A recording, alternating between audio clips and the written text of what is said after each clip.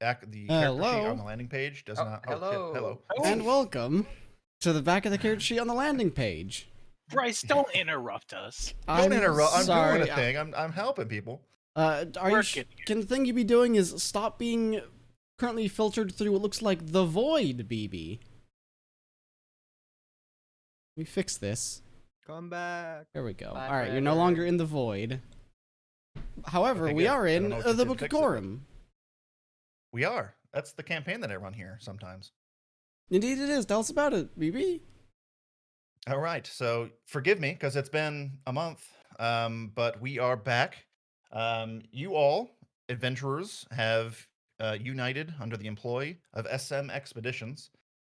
You have met and acquired this new employment in the town of Birchfell. And after spending a day at the local festival, earning tickets and eventually fighting in a tournament to obtain a cart, brand new from Dandy's Wheels, TM, and allowing yourselves a less frustrating travel for the task ahead, you departed the next day towards an unknown destination that was eventually revealed to you. Only after putting the town behind you and ensuring that no ears from individuals who could, I guess, best put, compete with Sandar Martin and his team, you learned that you are seeking out a keep known as Cainhorn Keep, a location apparently built towards the tail end of Attica's history before it was divided after a bloody civil war, and apparently the home of some long-lost forgotten treasure. Upon entering the Grays, a cursed, or at least said to be cursed wood, in towards your destination, you were encountered by one of the pathmakers, individuals who you knew very little about. You got bits and pieces through your time, but they had, in a hurry, approached your caravan, and you heard that not only did they find, apparently, Cainhorn, but they were attacked or set upon by some sort of foe.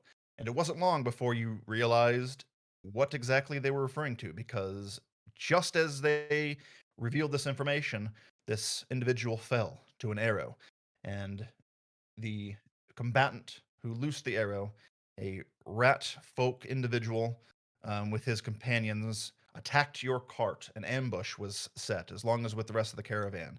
And you did battle, one that you fought well, drove off your foes, and did so relatively unscathed, only to be instantly recruited after a short breather to go seek out the remaining pathmaker, who was separated, and hopefully bring her back alive using Zakria's wild companion magic, as well as Deacon's survival scouting techniques. It wasn't long before you came across that. Why is this track here? Get out of here. Don't know why there's a blacksmith in the forest. You were set upon, or you came across, sorry, an individual matching the description of the final pathmaker, a human female warrior. You know her name to be Shayna, is currently stood upon the rock, or a rock, surrounded by more of these rat folks. And you are, as you approach to this clearing, one of those rats did turn to spot you, and you're pretty much forced into today's first command issued by myself, which is roll initiative. Yeah. Let's make it to the proper battle map, then you can actually roll, but you know. More rat I need folk to- to slay. I almost activated the wrong scene. That would have been awkward. Take us to That the would've been in-game, the final fight of Is the that campaign. Jomar? He's back. All right. I hope that's Always working. with these fucking cults. Oh, you guys aren't on the There scene. it is. No, we are not. Why aren't you on the scene? Let's get you here. Oh, there we go. I Hello. don't own any token with vision in the scene. Hey, look, now I do. Yep, that was my fault. So you guys are actually, I'm going to cluster you guys here. You guys are down here. I'll let you guys place yourselves anywhere inside the tree foliage in the lower right-hand corner of the map there. Why do I not Very see? interesting as soon as I can actually see anything. Fair enough. It's like 2 people. While you're are doing shooting that, at the world. Is this what this is I'm going like? to get some initial rolled for some NPCs and whatnot. Yes, we're all standing on top of trees. If I wanted to roll initiative on the initiative page, oh, there we go. Now everything's there. Yeah. Make those rolls, everybody. I did a Yep, thing. my initiatives still stay true to they have been. Let me roll for the. My die said 13 on the screen, but it apparently wasn't 13. Oh, wait. Oh, it's this again, where it's 18 point. Ugh, get this decimal point crap out of here. I think I almost rolled a Alrighty. 19. Teasing you. I had to reload, so give me a minute. Yeah, that was my bad. I talked about the functionality of preloading things as before we started and completely forgot. That's my fault. All right, so everybody should be good. I am obviously going to be Meagering Zakria, who Layla could not make it for today. Your dice are all pretty, everybody. I really like your dice. We're waiting on you, Bryce. Or Kelps. Yeah, I'm not. You're gonna have to refresh too. Is it not showing in the initiative tracker screen? More so think the fact it isn't Page showing is not loading it. in general. Oh. Hold on. Refreshing actually wasn't enough for me. I had to close the browser and reopen it. Nice. Worst case scenario, I can manually roll initiative and just go off of my Dermino vision. Oh, Dermot's working? Okay, yeah, I mean... I can click the button for you if you'd like to, and it'll just, you know... What, and take away me rolling dice? Blasphemy. What suggestion is that, BB? No suggestion at all. The best suggestion. Rob your ability to play the game that we're playing. DM's trying to roll dice for me. Yeah, we'll all just sit here and you play all of our Nah, characters. next thing he's There gonna we say go. is we just always take the average. Oh, this is nice and Hey, what's peaceful my combat. passive initiative? We're hoping by next week there'll be... We're going to be changing some stuff around, and hopefully some of these tech issues will be a little bit mitigated, for at least on Bryce's end. There you go. You got a cool looking die, too. Thank you. It's rare that I compliment you these days. I but, don't see you know. anybody's dice. except for These mine. days. Alright, so what area can we move around in again? You can place yourself anywhere in the tree line, as long as you're in the tree line. In this corner of the map here. That's where you guys are approaching. Definitely be moving as forward as I can. Yeah, and Fair I enough. definitely won't bring up the fact that I'm pretty sure that I was out in the open, stealthing out in front of everybody when we were noticed. So Don't you're you do here it. then. All right. Good to go. We're going to press on now. The first to act in the combat as the various rat folk, actually, who rolled an impressive Wow, initiative. really? Yeah. Wow, seriously. There's going to be a number of attacks, and I'm just going to simulate really fast against the human warrior or fighter, Shayna, the last of the pathmakers that you are aware of. These rat folks are just loosing crossbow bolts in their direction. Is it dark? Yes, it is nighttime. It is not okay. Yep. I'm assuming she has a torch or something up there. She does. She has a spear in one hand and she has a hooded lantern in the other. Or not hooded lantern, a lantern. All right, so the first few rats here, only one of them managed to hit. So she is going to suffer. Ooh, that's a nasty 8 points of damage. The rest of the non-commander looking rats are going to turn towards you. Specifically, the ones who had noticed you all. 2 of them are going to head towards Williard. And a third is going to head towards Marcellus. And oh, there's one more. You know what?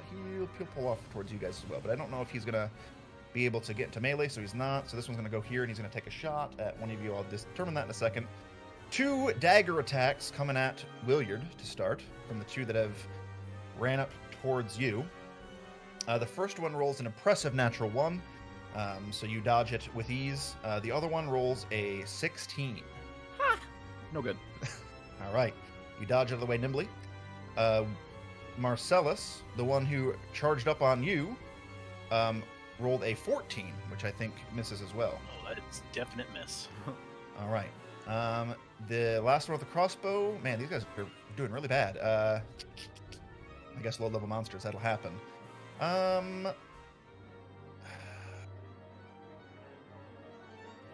right. I'm going to roll a die here. Odds is going to be Williard. Evens will be Marcellus. It is odds. Williard, you're getting a shot. Do I?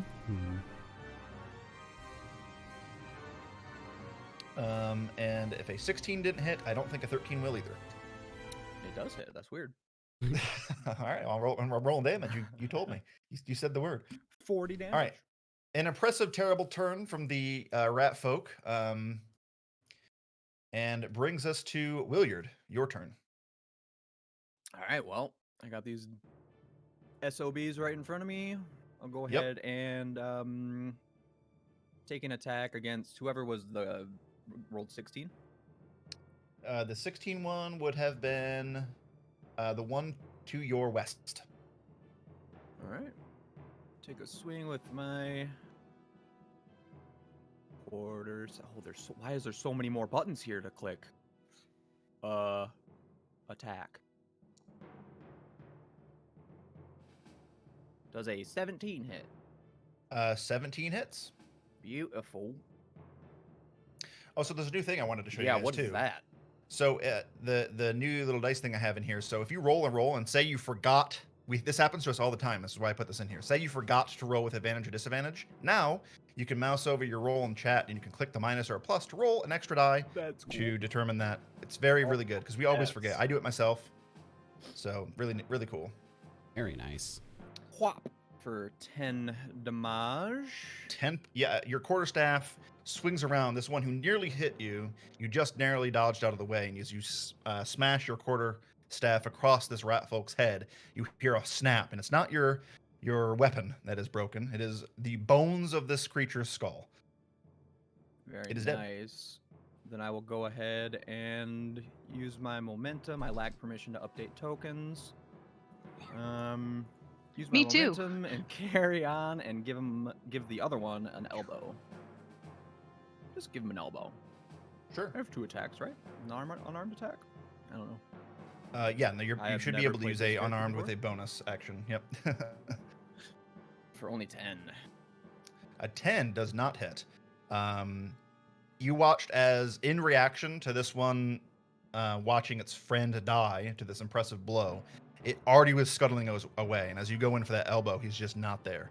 And you find nothing but air. He took 2 feet backwards and out of range. That will end your attacks. Any movement for you? You know what? No, I'm going to. Can I tell what the rest of these guys have for weapons? Mainly the other people, like the 2 that look different. Right. So, give me a perception check with disadvantage because you're in dim light. Raj. Perception. Ooh, yeah. Not a natural 20, but a 14 Would've been really instead. Yeah. Yeah, 14. They appear to have the same weapons as the rest of the combatants here. The only difference is these ones seem to have, whereas the majority of them have like scraps of strange clothes that seem to be like patchworked together. These other ones seem to have actual, I mean, it's still patchwork and kind of jagged and decrepit, but actual like leathers on. They seem to be a bit harder to hit. Okay. They also seem to be calling the shots too, so if that helps. Okay, then I'll just stay here and actually I will. No, yeah, I'll stay here. Cool. Ending Williard's go. Did I? I didn't. I need to set that. Yeah, we'll go later. That's going to bring us to Calc's turn. You're muted. Time for muted magic shenanigans. You cast silence. Cast silence. I cast yeah. silence on myself. Not really all terribly clustered anywhere. Man, I really exhausted myself last fight, I realize. It was You very used a lot of impressive. spell though. slots. Yeah. Sorry, baby. The difference between these two rats, because I see they have different. Yes, the one with the yellow background are the ones I mentioned before. They seem to be the ones issuing commands and undercommon as the speech that these things are calling through. And they also seem to be the only rats that seem to actually have armor versus just raggedy clothes. But they still have, all of their belongings, whether it's their clothes or their weapons, are all very crude and very, Then some of them are what's the rusted, range some of them on are chipped. It's 60 feet. Oh. Perfect.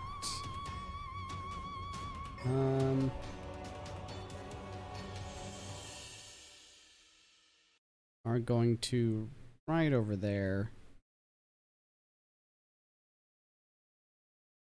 Yeah. Cast Ice Knife. I didn't see your ping. If you pinged it, where are you casting the spell? Oh, they're on Oh, that I see it now. one. Okay. And you said that's a 60-foot range? Yeah, it is exactly 60 feet away. Oh shit, that's pretty perfect. Okay. Go ahead and make a spell attack roll. The 14? 14 hits. Hey, and then both of them need to make dexterity saving throws. Yes, they do. All right. Let's see. We'll start with the one that you hit. Oh. He rolled an 11. Hold it. The Yep. one to his right rolled a 15. Damn it. He succeeds, so he will take nothing.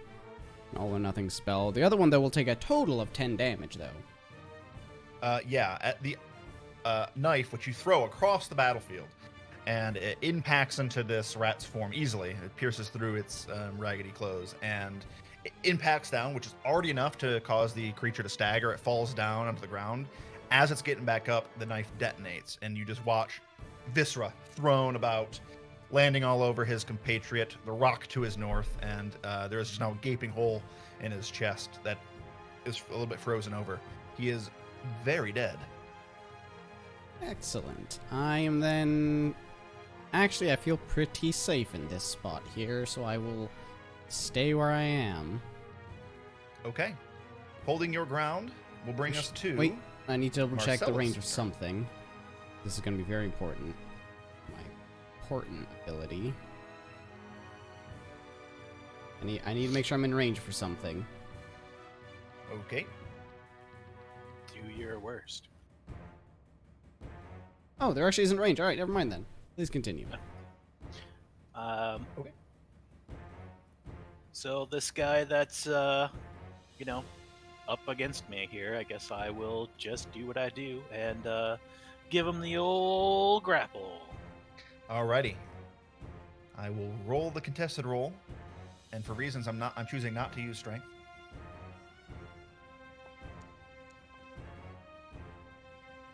Uh, 14.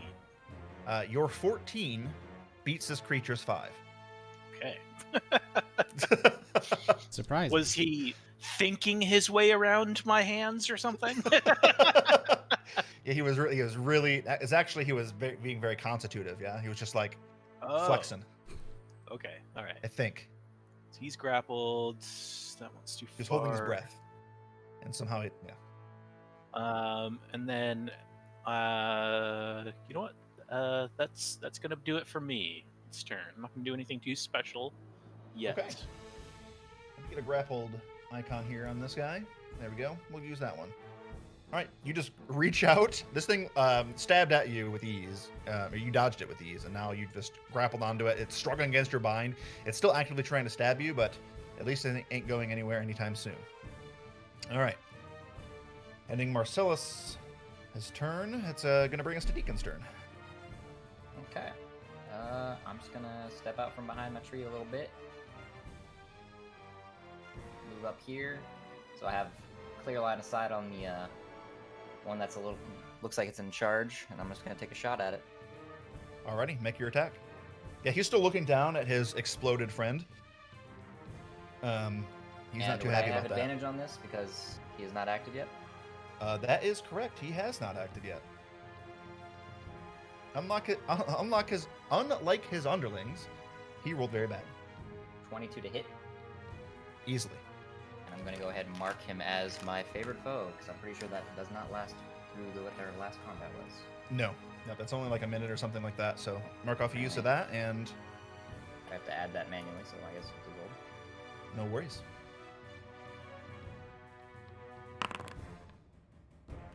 And it'll be 10 points of damage total.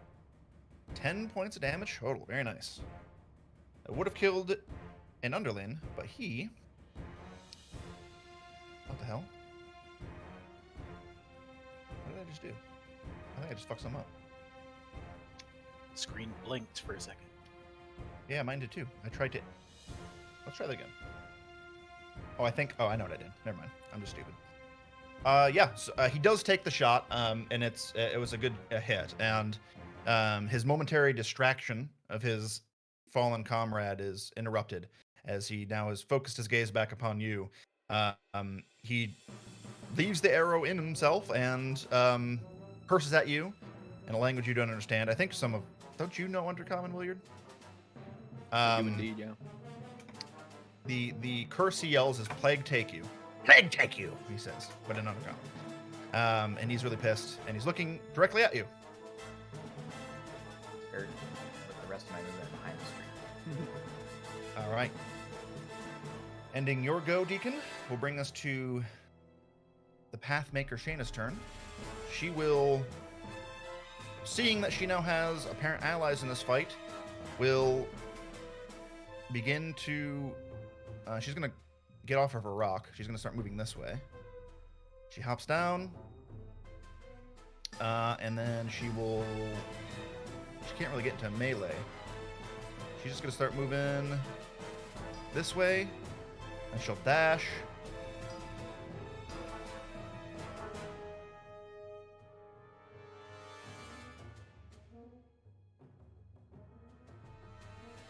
Yeah, she's going to dash straight down to here.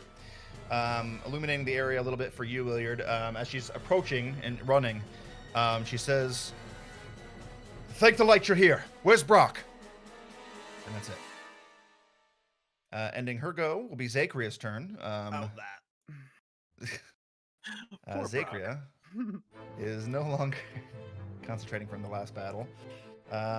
Okay. What did you leave me with here, Lila? You got spell slots? I want to burn Brock's your actually resources. off in his gym. Yep. Defending his title. He's got all his rock Pokemon. I got the reference. I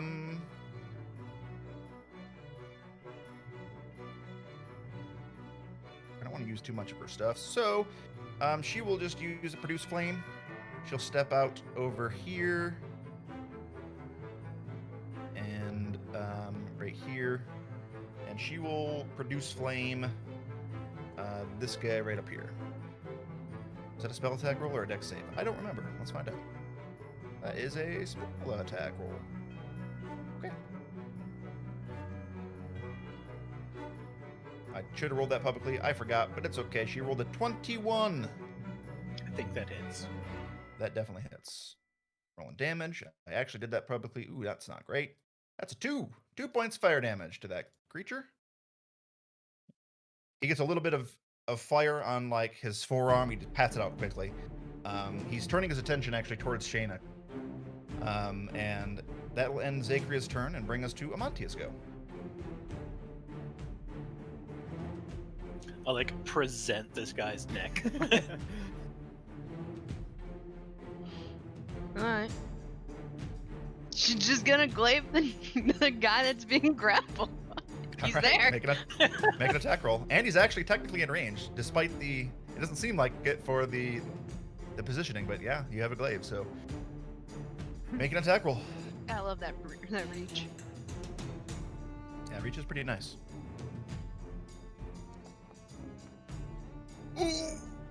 At fumble. All right. You, as you go to swing down, the creature wiggling in Marcellus's arms kicks you in the shin, Marcellus. Not enough to like hurt, but enough to make you kind of jostle a little bit. And as this happened, Amantia, you second guess your swing and you force it to go wide as you think in that moment you might hit your friend. And instead, you hit nothing. For a second, I thought you were going to make it sound like it was my fault. No. All right. Anything else for you? Can I take the squiggly one's knife away from him? No, you would need to. Yeah, that would be part of an action. Or yeah, you'd have to use an action to remove somebody's stuff.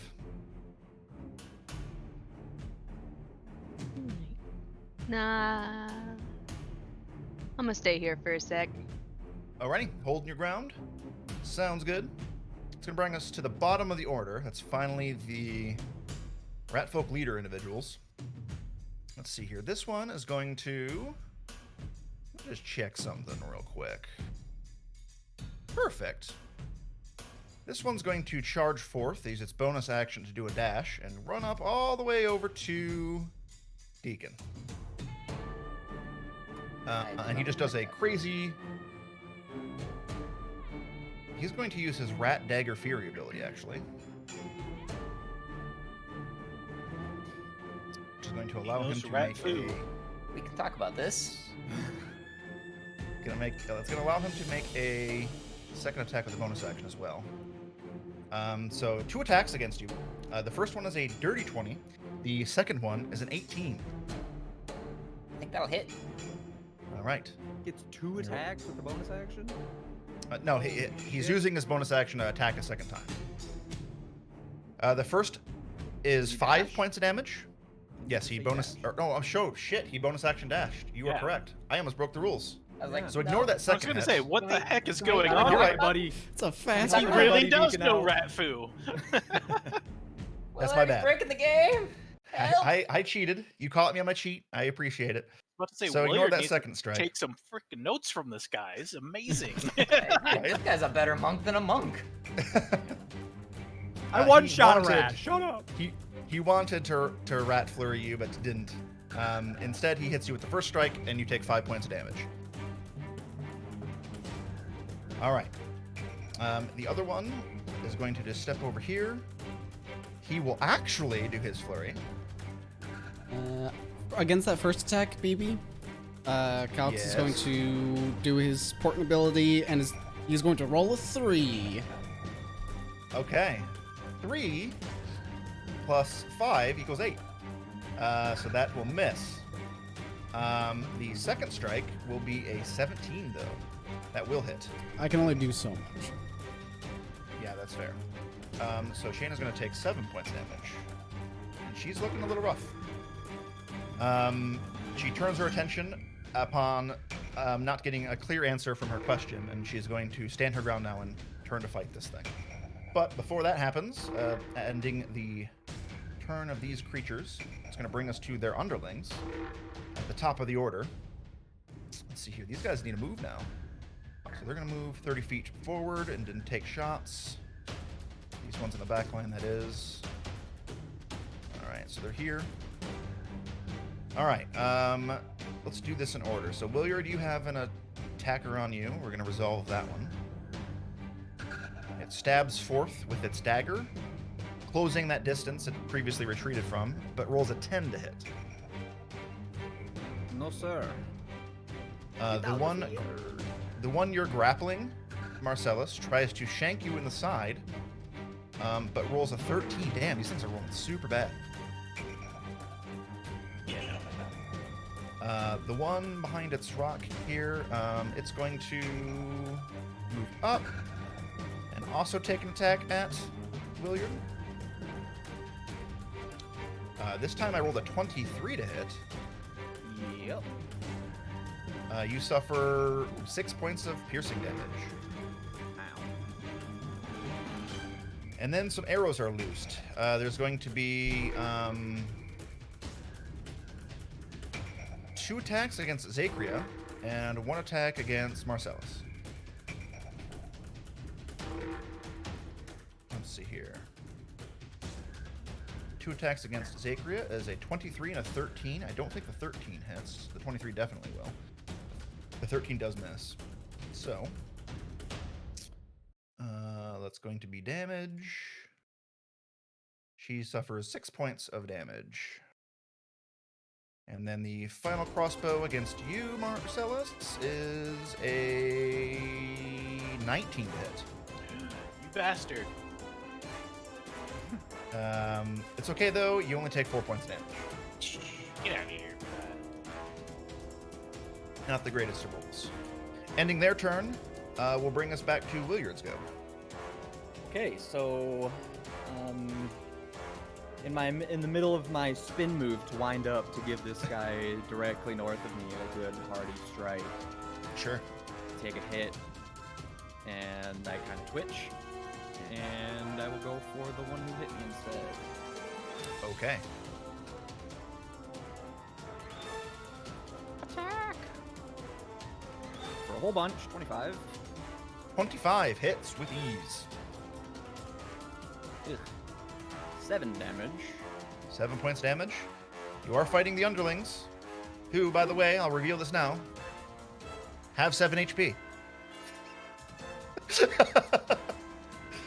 So you kill him. Barely, Good but you deal. kill him. Now I can metagame. Let's see here.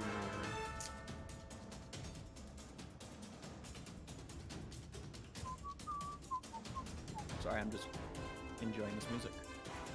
It's not bad. Okay, and then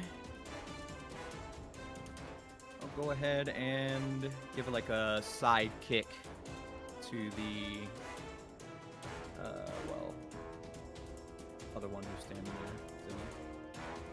Sure. Please roll. There we go. For a 12. Cool. Well, that will not hit, unfortunately. Right. Okay. Yeah, the nimble creature, as you bring your unarmed strike against it, your kick, just ducks. They are much shorter than you, so they give them a little bit of an advantage on dodging that for you, or for them anyway. Yeah. Anything If I else? give my kick, I'm just going to make my way around him. Oh, okay. Repositioning. See that. Very nice. Celts, your turn.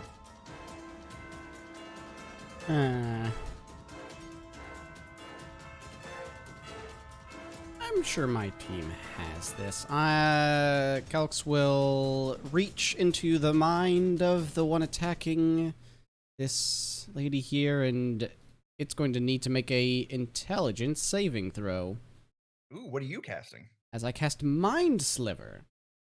Mind Sliver. Intelligence saving throw, huh? Okay. How smart is this rat? It's smart as much as a 6 gets it. Oh, well, a 6 isn't a success. So it Oh, that's takes unfortunate for him. 2 points of psychic damage and has to subtract a d4 from its next saving throw. Ooh, let me mark that. I don't know Not that what I think it's going to fucking- make one, but We'll do... maybe Zachria can make use of that. Fair enough. You watch as it twitches a little bit. Its ears kind of flicker. It definitely recoiled a little bit from your spell. Anything else? No, I'm pretty happy in my position.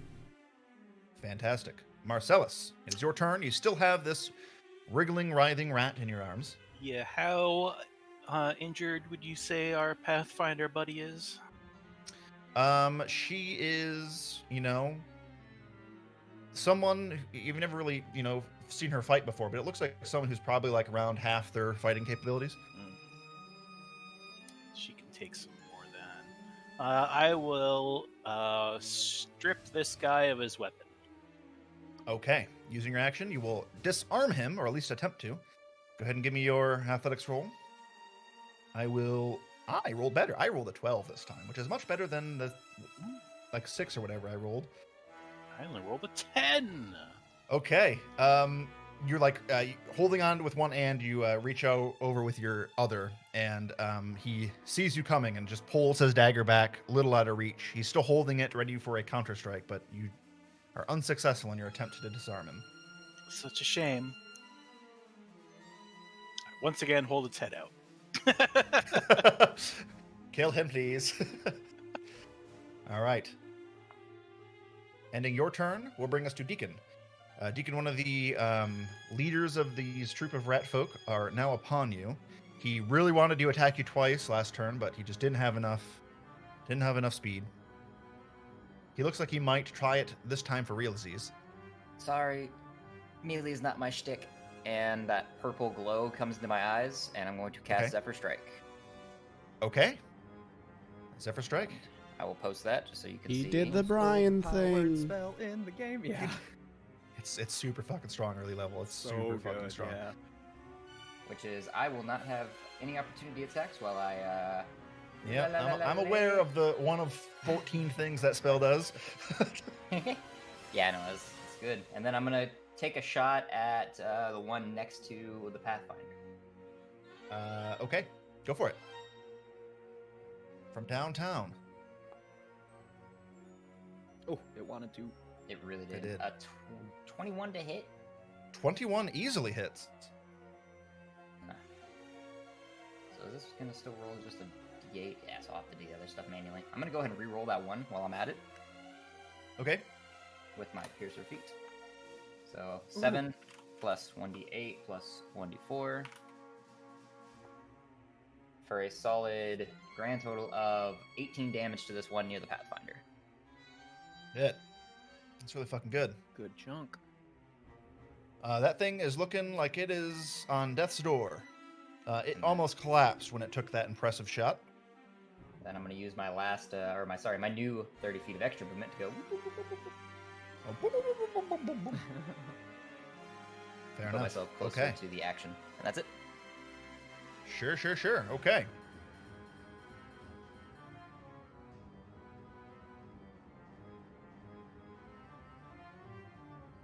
All right, cool. Anything else for you? Alrighty. Ending your go Right, will yeah. bring us to Zakria's turn.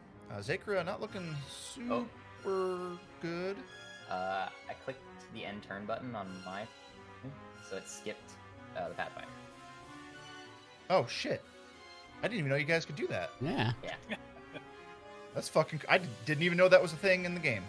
But good catch. Yeah, we gotta take care of Shayna's turn first. The fuck? Alright. I mean, dope. I guess that... I just saw an end turn. Anyways, she will go ahead and attack and try to finish off the creature that you just severely injured. Let's see how she does. She has a spear. She will roll. Keep forgetting to switch to public rolls when it doesn't matter. She rolls a 22. That'll hit. Let's see. Roll damage.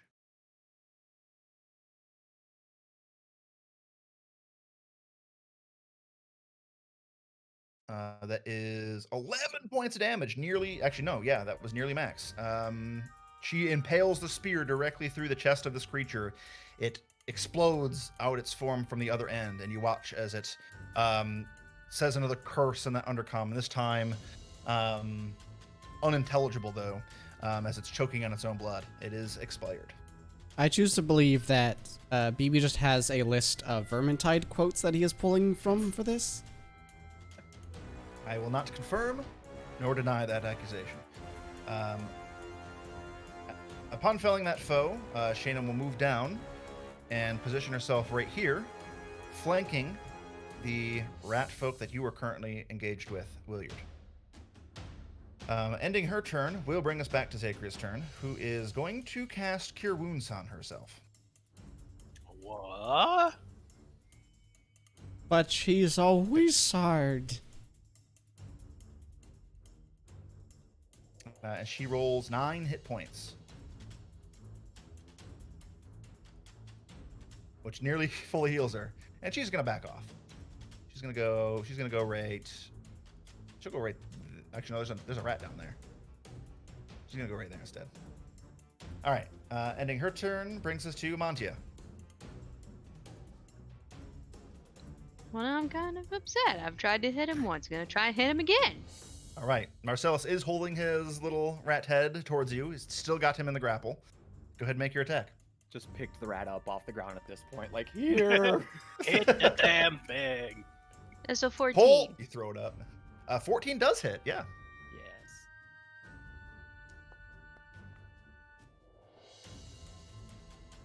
To 6. 6 points of damage. Okay. This time, as you move the rat, you've picked it up off the ground, Marcellus, and this time the glaive meets its mark. A massive gash is slashed across the side of this creature and through its arm a little bit. It is on death's door. It is nearly expired. Disappointed. Didn't quite get the head. All right. Anything else, Amantia? Would you like to move? Let's see. Yeah, I'll just come right here. Okay. Moving on by past its range, it will try to make a counteract strike at you with its attack of opportunity. And rolls a 12 to hit. Nope. Okay. You don't even notice him try to attack you. He's still struggling in Marcellus's bounds. Ending your go will bring us to the rat leaders. Oh, there's only one now. Let's see, Deacon went way far away. Let's see. This creature is going to... It's got a couple of different options here, but I'm going to roll for it. It is going to go for you, Amantia. It runs up. It's 15 feet to close the gap. Approaches you. It now, since it didn't use its bonus action to dash, it will use his Rat Dagger Flurry to get a second strike with using its bonus action. The first attack is, ooh, that's really good. That's a 23. Ooh, but its bonus action strike's only a 7. 1 hits. All right, so the first one, you suffer 6 points of damage. He is able to get a stab on you. Ending its go, though, since the other one is expired, will bring us to the top of the order. All of his underlings. These archer ones are going to position themselves for another volley of crossbow bolts. There's going to be one attack at Williard, one attack at Shayna, and the other attack at, we'll do, that one's going to be Amantia again. All right. First with Williard. That is a 10 to hit. No, sir. Against Shayna is a 8 to hit. And against Amantia is a 16 to hit. 16 hits. 16 will hit. Rolling damage. You take 4 points damage.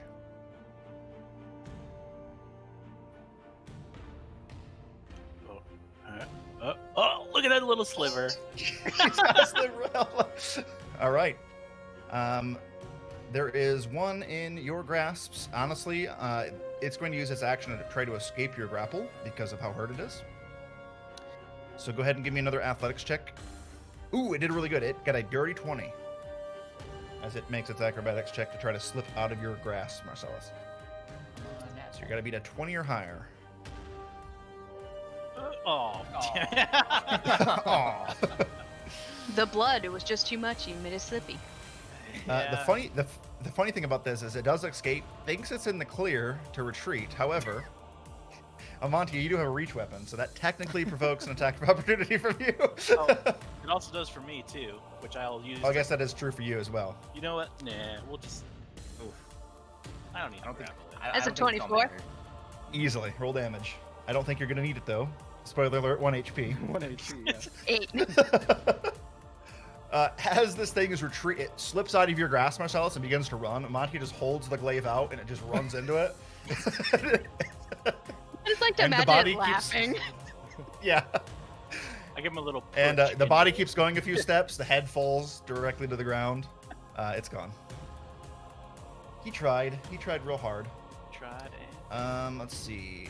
This one doesn't like to be flanked, so it's going to just step over here, and it's going to take a swipe at you, Williard.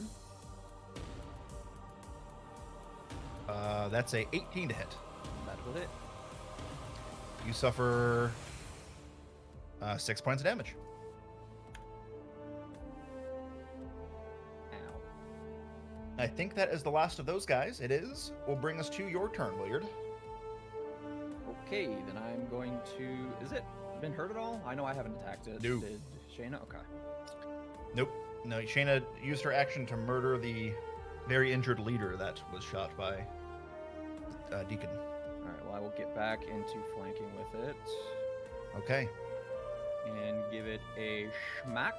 Gonna aim All for right. its throat. Just kind of try to jab it in the throat with my whole arm. You can add a +2 to your roll since you are in the flanking position with I Shayna. would love to.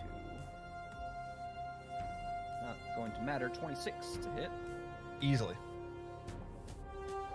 for 10 damage again.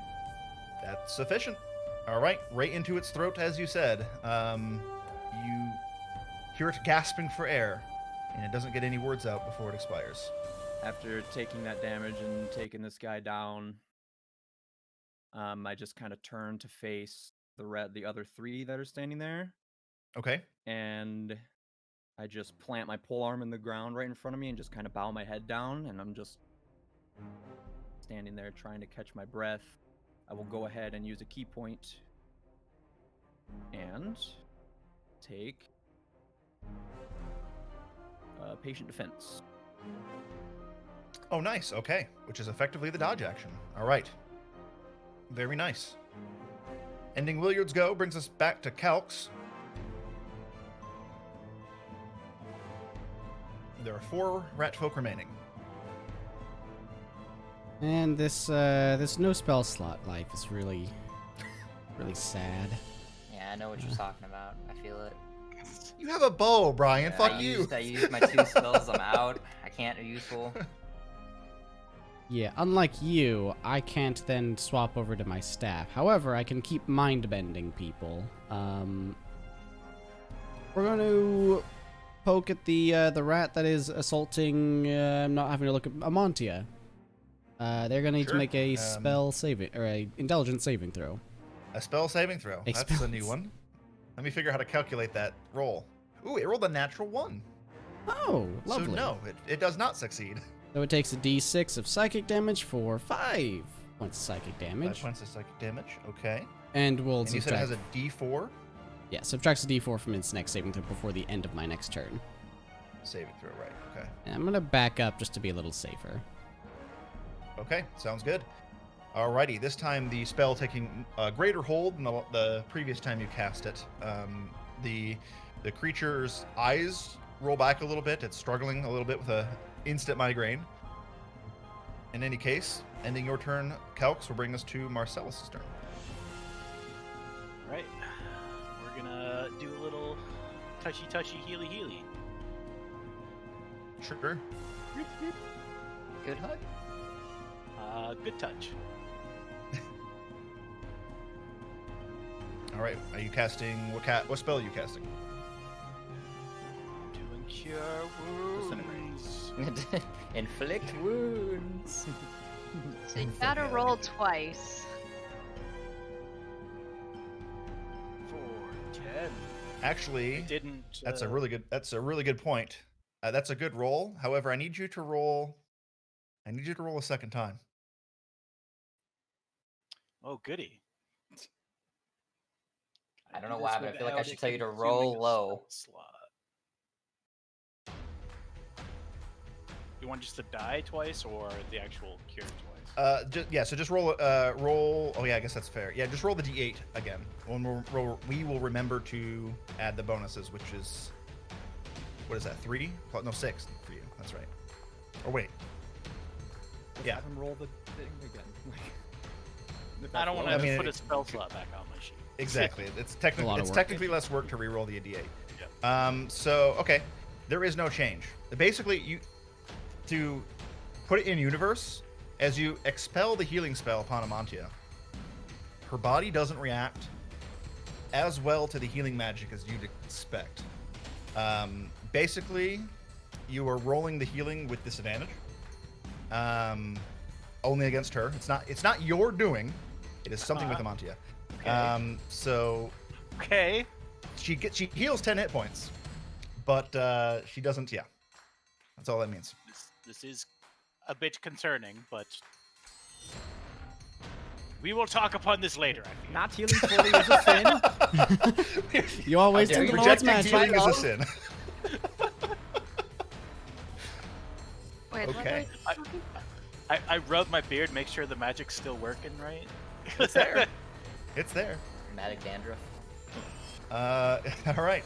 You do heal 10 hit points though, Amantia, so you feel a lot better than being on the brink, and that will end your turn, Marcellus, unless you'd like to do anything else. Yep, I'll just use the rest of my movement to get up in this guy's face. Ooh, approaching the archers in the background. I like it. All right. Deacon, your turn.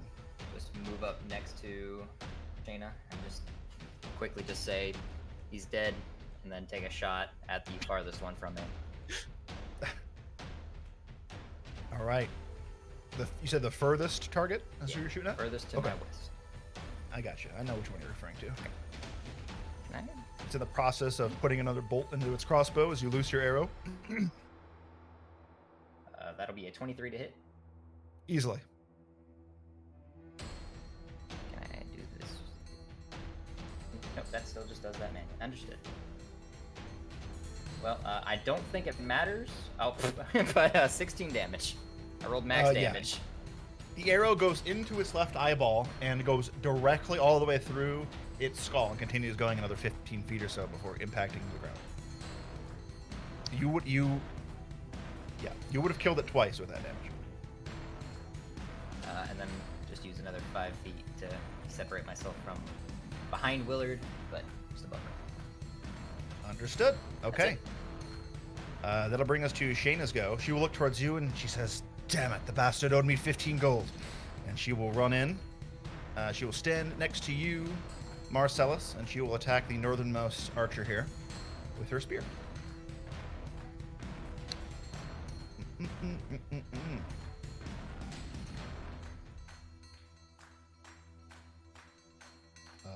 There we go. Got it. She rolls a... Ooh, she only rolls a 12, though. She does not contact with the creature. She misses. Maybe it's her frustration with the gold apparently is owed to her. Bringing us to Zakria's turn. She will move up a bit. We'll say she moves right here. Actually, no, wait, never mind. She's going to do another produce flame and throw it at the one facing Amantia. Yeah, that makes sense. She rolls a 17 to hit, which does connect for 4 points of fire damage. 4 points of fire damage. Okay. Fire splashes across the target. It's still standing. It's looking pretty bad off. But it is still in the fight. And that will end Zakria's go and bring us to Amantia's turn.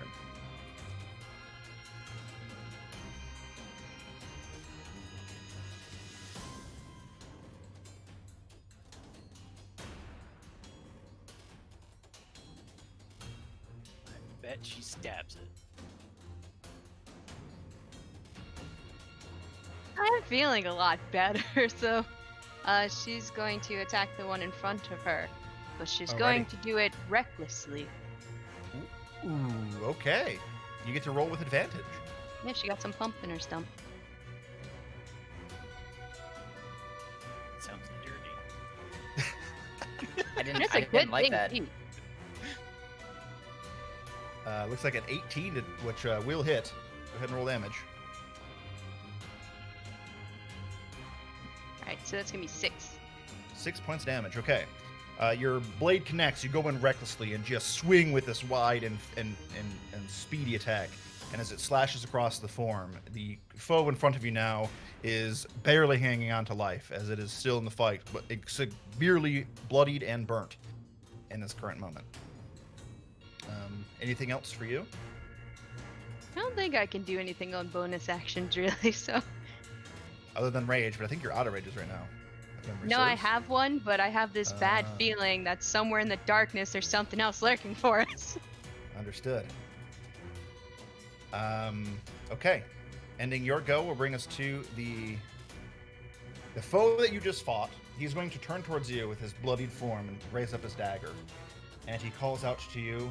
He looks around and he sees that him and his companions are losing the fight. And he raises up his dagger, goes in for his rat flurry attack to use his bonus action to strike. But as he does so, he cries out in Undercommon. So, Williard, you understand. And he says, "Fight to the death, for there will be no safety for failures." And he will go ahead and attack you. Boop, boop. All right. It's rolling super slow. Here we go. The first one is an 11. Oh, shit. Actually, it has advantage. Let me reroll that. 24, actually, on the first one. And then, maybe 13 on the second one. Okay. All right, the first one will connect, though, for 6 points of damage. It's a common number I keep rolling. And as he says this line, you can tell he's calling out towards the remaining minions that he's fighting. They respond to him as they are taking their turns now. And they say, once again, in Undercommon, they yell, "For Lord Ratlington!"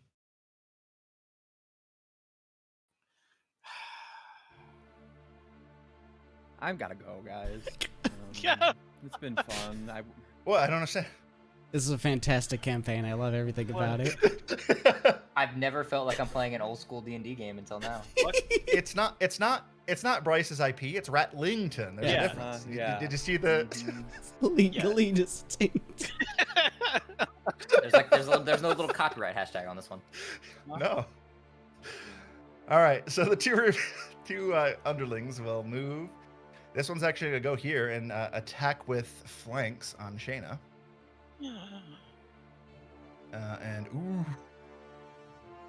Yeah, 22 is gonna hit. Oh, I'm sorry, that was a 24. I forgot to add the +2. And 5 points damage to Shayna, who's not looking good. And the other one will, you know what, is going to attack Shayna as well because they got the flanks. For a 18, which I believe, also hits. For 5 more points of damage to Shayna. She is looking bad. She is not looking great. But that will end her go, or excuse me, their go, and bring us to Williard's turn. Guys, please tell me you're going for the triple flank. Yeah, it's like Line them up. Connect 4 over here. And I'm gonna go ahead and give a swing. All right. Nothing survives. Shayna turns around to impose the flanking bonus for you, and as she does so, she calls out to you, "Finish it! Finish it!" All right, 18. Hits. But can you roll enough Oh damage? no, I can't roll enough damage. Literally anything 6. but a 1. Yeah. Oh no. 6 points of damage. One job. I've already Still killed 2. alive. What have you done? She cries out, she says, "Fuck. Fuck." Yeah, oh, my bad. All right. The other one. All right, and we'll go. Oh my gosh. Okay, 14 for my unarmed strike. Hits. Yeah. Mhm. There you go. Mhm. Actually, technically still flanking, so it's a 16, so you hit by a lot. For 8 more points of damage. All right. You do finish it off with your bonus action strike on that. That one is I've- expired. So then that would be 10, 15, 20. Then I will continue to make my way around. And Okay. wait, can I? Did you start right behind? You were right in front of That is Deacon, 30. right? Yeah, no, I was not. I was 1 square in front. Oh, you're one. So Okay, that's so my 30 1, feet. 2, 3, Oh, I don't 4, get 5. 30 Yeah, feet. okay. Oh yeah, I do. Actually, I get 35 feet. That's right. Do you have your plus 10 movement bonuses at level 2 monk? Oh, apparently you do. So yeah, you have one more square actually then. Oh, that wasn't 30. That was 30. If you Yeah, started I wanna here- get into that's fine. Then you were Yeah. 5, I 10, want- I'm where I 15, wanna be. 20, 25, 30. Yeah, you're perfect. Okay. All right, Williard's turn over brings us to Calx. My little legs take me real far. I mean, like, it's basically dead, right? Yeah. I don't know which one you kill, refer to. steal. Kill, steal. I'm gonna look at the one that Williard attempted to finish off, and will mind sliver it. Were you paying attention, Bryce? I Yeah, would I like to killed know. Oh. Yeah, I don't know. Wait, think I thought- Bryce, This one. Fuck you, Dragon Man. Oh, Williard killed one, and that one, yeah, he didn't attack on that one. oh, He I just thought put it that in was the the one. flank spot. Okay, okay. Get that No. smooth brain back in the game. Nope, I've lost that one wrinkle. All right then. Polished. Like so smooth. I will then. Fuck it. We're gonna help out over here still. Then that one's going to get another mind sliver. All right, another intelligence saving throw. Okay. Just Yes. minus 20, 21. Wow. But DM minus 1d4. Oh, technically you're correct. I don't think it's gonna matter though, bud. Yeah. I don't think it'll get it down to 14. 13. 19. Ooh, that's closer, but no. Yeah. Instead, I'm just gonna get closer to the center of the Move up? party. Yep. Alrighty. Seemingly resistant to this creature to your further assaults to its mind. Let's see, its debuff is gone now. Ending your turn, Calx will bring us to Marcellus. There are 2 enemy combatants remaining, one of which you have flanked with Williard. The other is a very injured leader-like individual fighting Amantia. Yes, but somebody's about to like almost certainly die here. So Yeah. I'm uh, gonna be so sad. I will drop in another cure wounds here to Smart. our companion. So nice being in a combat where I don't get almost insta-killed twice. We were in a cart last fight. Wait. 9 Yeah. heals.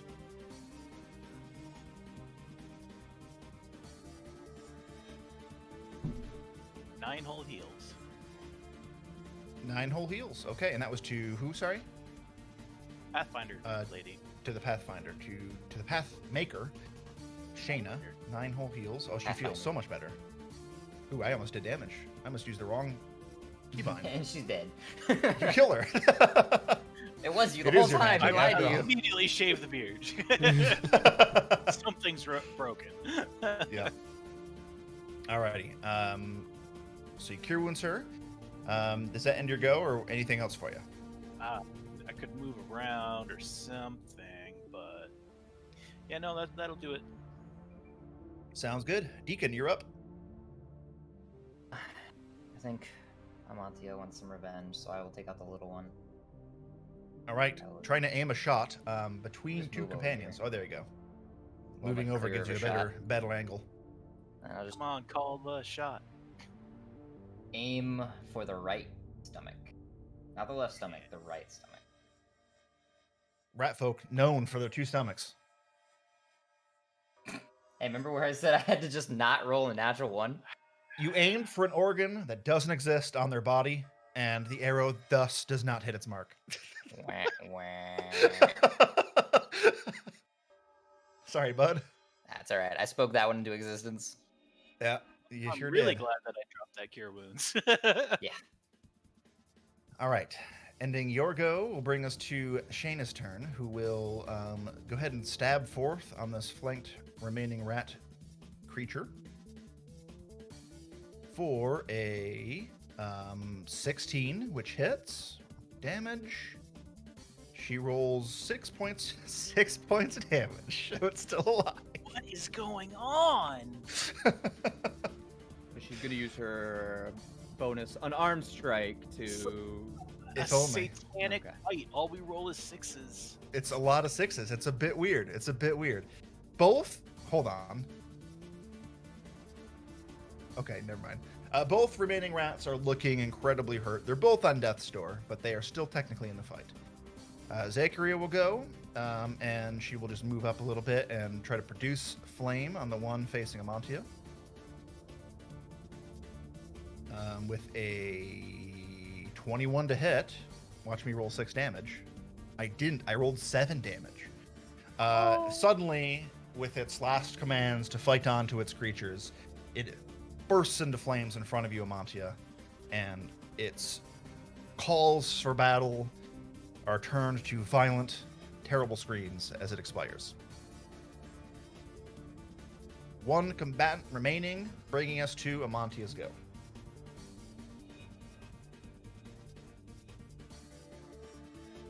Most poor rat. All right, so you're moving up towards the final combatant. It's flanked a number of times, so go ahead. Or I guess technically only once, but either way, you get to add a +2 to your roll. I'm also gonna go reckless because why not? Sure.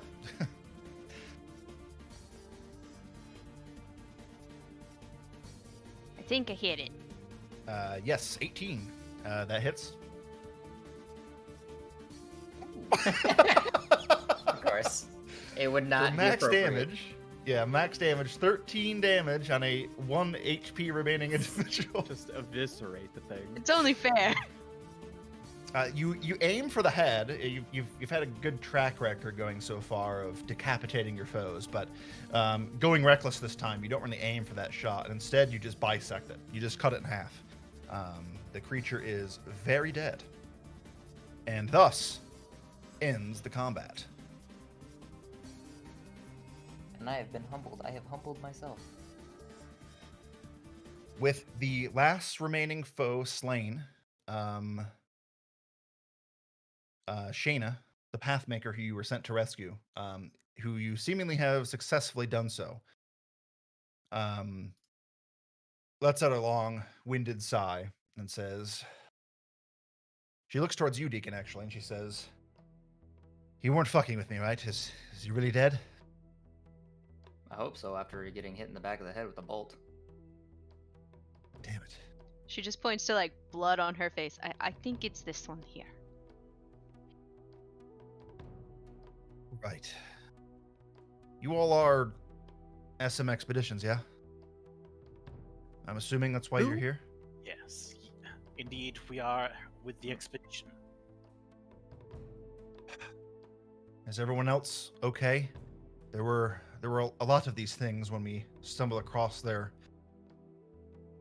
Relatively speaking.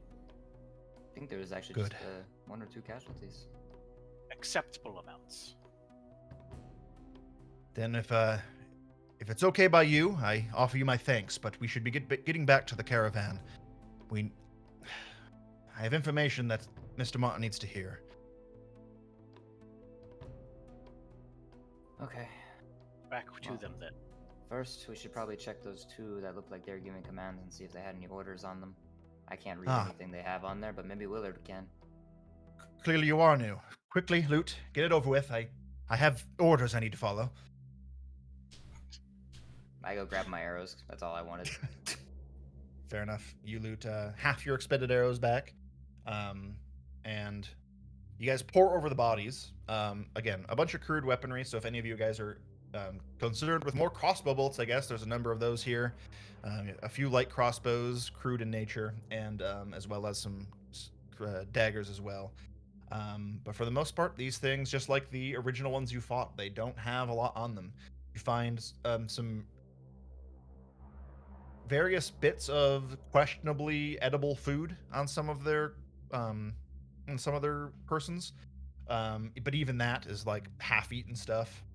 They're void of anything interesting. So much for them having orders or something on them. they have any gold teeth? No gold teeth, unfortunately. Some of them seem to be missing teeth, though.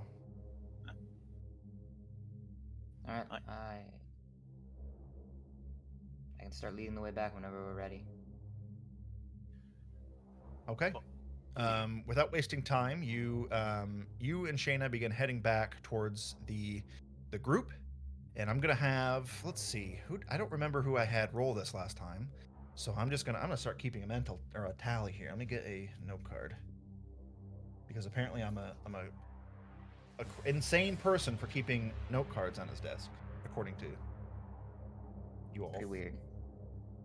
And we'll have Nate, roll a d8 for me. No. Do it anyway. Okay. Do it for me. Do it for the encounter. 7. If it was a 6, I was gonna laugh. I would have went to church if it was a 6. And clearly, I need Okay. to be saved. Retracing your steps, and to save some time, we'll use your previous rolls. You guys got here pretty quick. You begin making your way back the same way you came to this clearing, and you do find your way back to the caravan. You are not set upon by any other threats, fortunately, and you can see that the caravan hasn't moved much, if any, from its previous spot where it was ambushed. You can see they've already begun setting up various camp equipment, so it looks like they're resting down for the night. But you have made it back successfully. Immediately when you enter the visual range of the camp, Shayna lets out a whistle, and a loud one that has a few different tones to it, almost like a signal of some sort. And when she does so, you hear some voices of some of the other members of the expedition, and above all, the loud booming voice of Gurnik, who you can see emerging from one of the nearby campfires and walking in your direction. As you all head out into the clearing, or the path, more say, of where you guys were headed on, he confronts you all, rather, and is the first one to engage in conversation. He says, "Oi, you did well. Shayna, good to see you whole. I have unfortunate news. If these fine folk here haven't informed you, but Brock didn't make it." Shayna responds, "Yes, they unfortunately let me know of the news. Sad. Where's Mr. Martin? I have orders." "Right, yes. Right this way." He kind of leads, or motions really in a direction, and she heads off in such. But Gurnik stays behind, looking towards you, and he says, "I must say, what is this, your second day on the job? And already you've earned us new wheels, and you've saved one of our members from certain death. I trust it wasn't too hard for you. You all seem to be okay." The task of saving lives is never hard. "Well, at least one of you has a stoic mind to themselves. Still." And he looks towards Deacon and Williard. "It would appear that your little run-in before signing on is a bit more severe than we thought now, isn't it?" Yeah. It would appear that way. Fortunately, it looks like we were more right than we wanted to be. "Aye. This makes things complicating." I just realized this whole time that, you guys are right there. at the marker roll.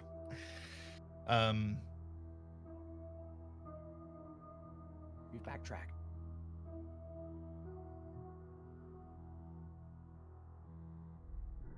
"For your excellent service, Mr. Martin has informed me to let you know, upon successful completion of your task, which it would appear you have done, that all your pay has been increased. You'll be paid 3 gold per day instead of 2, and that is retroactive. Congratulations, you've done well, and I personally thank you outside of just my obligations to do so. Count me impressed. Seriously. Good job." If you don't mind, speaking of complications, one of them rat folk spoke of Lord Rat. Is it Lord Rat. perhaps a Ratlington? Is that the name? Something like that, yeah. If you'll recall, the prisoner of our ambush, we got quite a bit of information from them. And they seem to have thrown that name out about a bit as well. I take it their leader of some sort, though I don't recognize the name. But then again, until about 48 hours ago, I didn't really know these things existed. So we're learning something new every day, as the saying goes.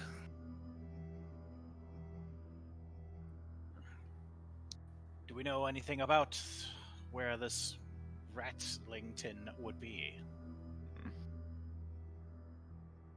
It's really hard not to say Rattington. Yeah. That's why I just said Lord Rat.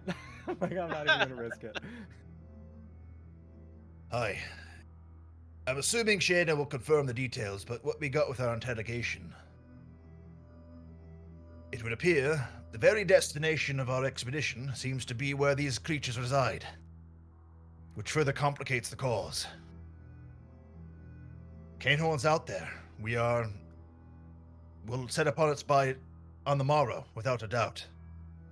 But that also brings more of these things, whatever they are. And this Ratlington as well. Now, we don't know much about their numbers or what exactly we're getting into, but our quarry is going to be well defended. I trust that you all will prepare yourselves. We're gonna need your hands once again. This fight's not over. I just hope that at least we can get through the night without losing anyone else.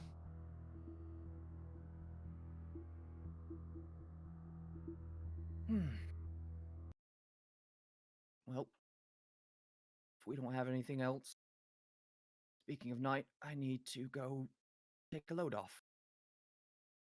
Oh, I think your camp, has been prepared. Everyone from your team seems to be whole. We took a couple of casualties in the ambush, but everyone seemed to be... We fought off okay, which is good. Go ahead and link back up with Samuel and Robert. And we'll see you in the morrow. Get some sleep, get some rest. We're going to be leaving early.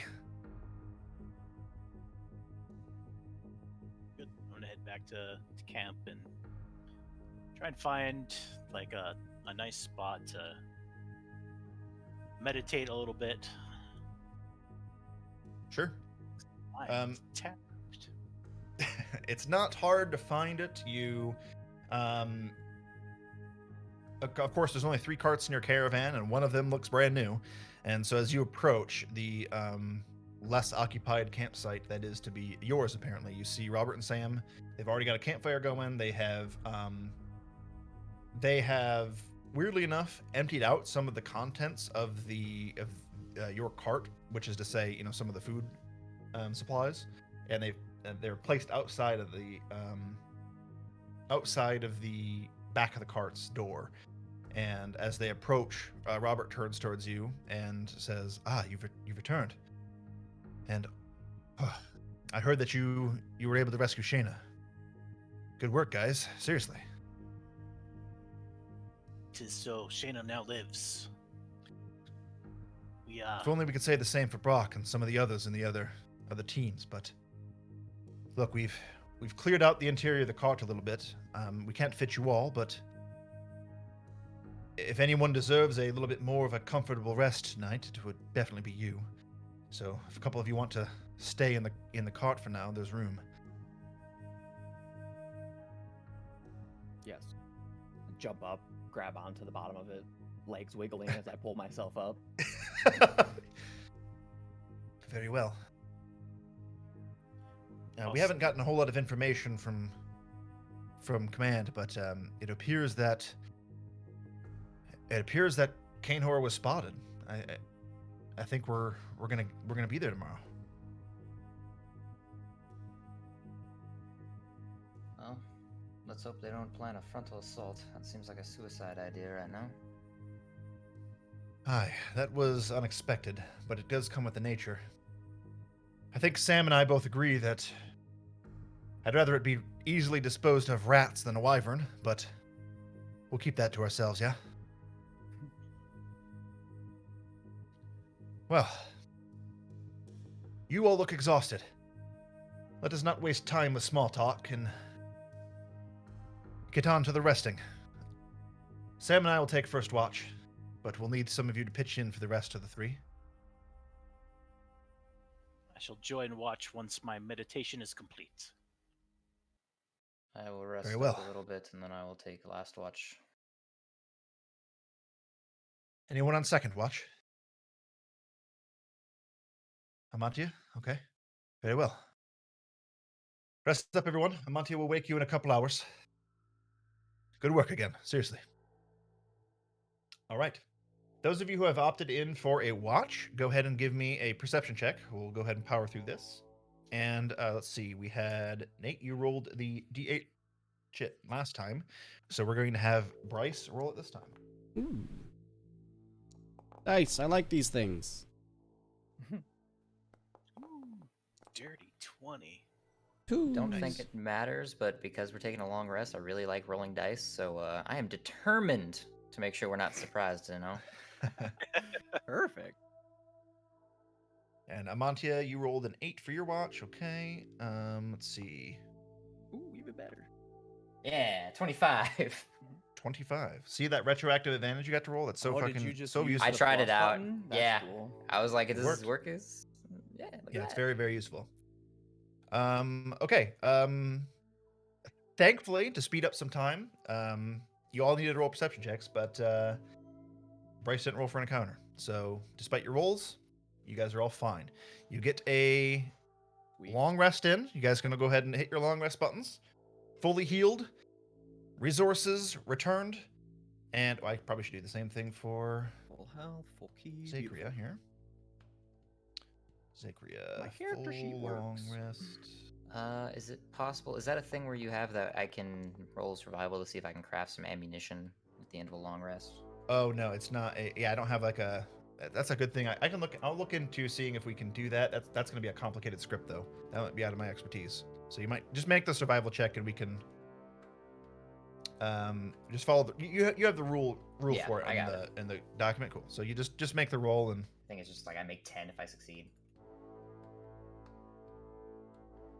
I'll pull it up and I'll take care of it. Then I'll just roll the survival now. Yeah, just make your survival check because I know that is the roll you need to make, and then we'll come back to it once we. Don't Once think we're I able to, have. so. I do not have advantage on my survival checks yet. That's not. As you fletch some arrows with the surrounding resources you have. 15. Okay. I'll pull it up too, but you're definitely gonna get some arrows back. So, cool. As you awake the next day after going through your various shifts of watch, you're all long rested. You can't really tell that the sun has rose because of the thick canopy of the gray forest, but one thing you do notice is you can't really explain it, but you don't feel sick, but all of you feel like it's like a loss of appetite, really, is the best way to put it. You feel a little off. Not enough to affect you in any way, but definitely it's strange. And you can tell just by some of the grunts and complaints of the various other individuals of the company that you're not the only ones going through this.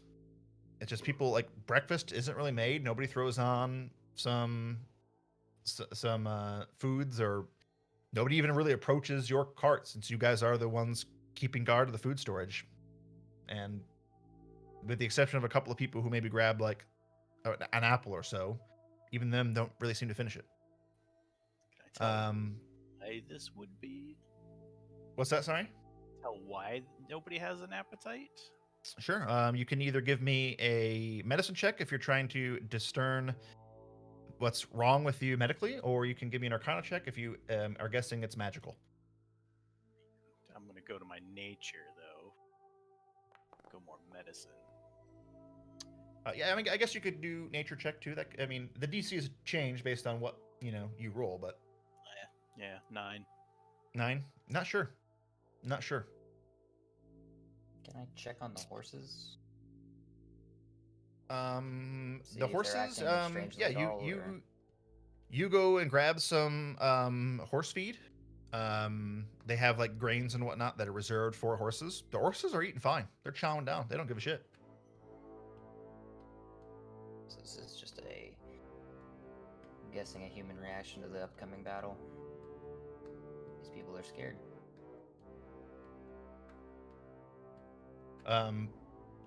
But all that aside, and the curiosities you have are briefly mitigated as things get moving pretty quickly. Camps are torn down with rapid speed, and your commanders, or at least your supervisors in this particular case, Robert and Samuel, rally you all up and order you to take your various positions, and the caravan wastes no time in moving forward. And you take on along the path, and you can see now, and you kind of noticed it a little bit previously the last day as well, that there is a weirdly crude path in the forest that you guys are moving the carts through. It's not perfect, but it's a easier time navigating these larger land vehicles to the forest, to this predetermined location. No doubt, based on their name, probably the work of these pathmakers. But in either case, it aids you in not losing speed on your journey. And before you, before we get too far, let's see. Next up is Brian. Oh, If you could yeah. roll me a d8, please. Incoming 6. Let's go. Nope, 8. 8, okay.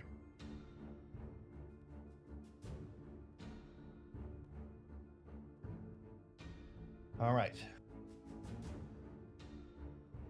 Cool. You are not set upon along the road, and you continue your path forward. And about 8 hours passes, to speed up some time here, before you hear some yelling at the front of the caravan, and everything begins to come to a halt. Robert and Sam both look to each other as they have reins on top of the cart, steering everything forward, and there's just a curious look upon them all. You wait a few more moments, and you watch as Gerdic is making his rounds down the line on horseback and passing orders to the various other caravans before making his way to you guys. Right, how we feeling? Better. Good. It appears that we are here. Just up ahead from the front cart lies our destination. And it is as Shayna has relayed. It appears that Cainhorn exists. The treasure, maybe it's in, maybe it's not. But what we do know, it is occupied. We've already spotted a few more of those rat things scurrying about. Oh, Prepare yourselves. We are no doubt in for a fight soon. And stand by for further orders. We yet do not know what Sandor's method of attack is going to be.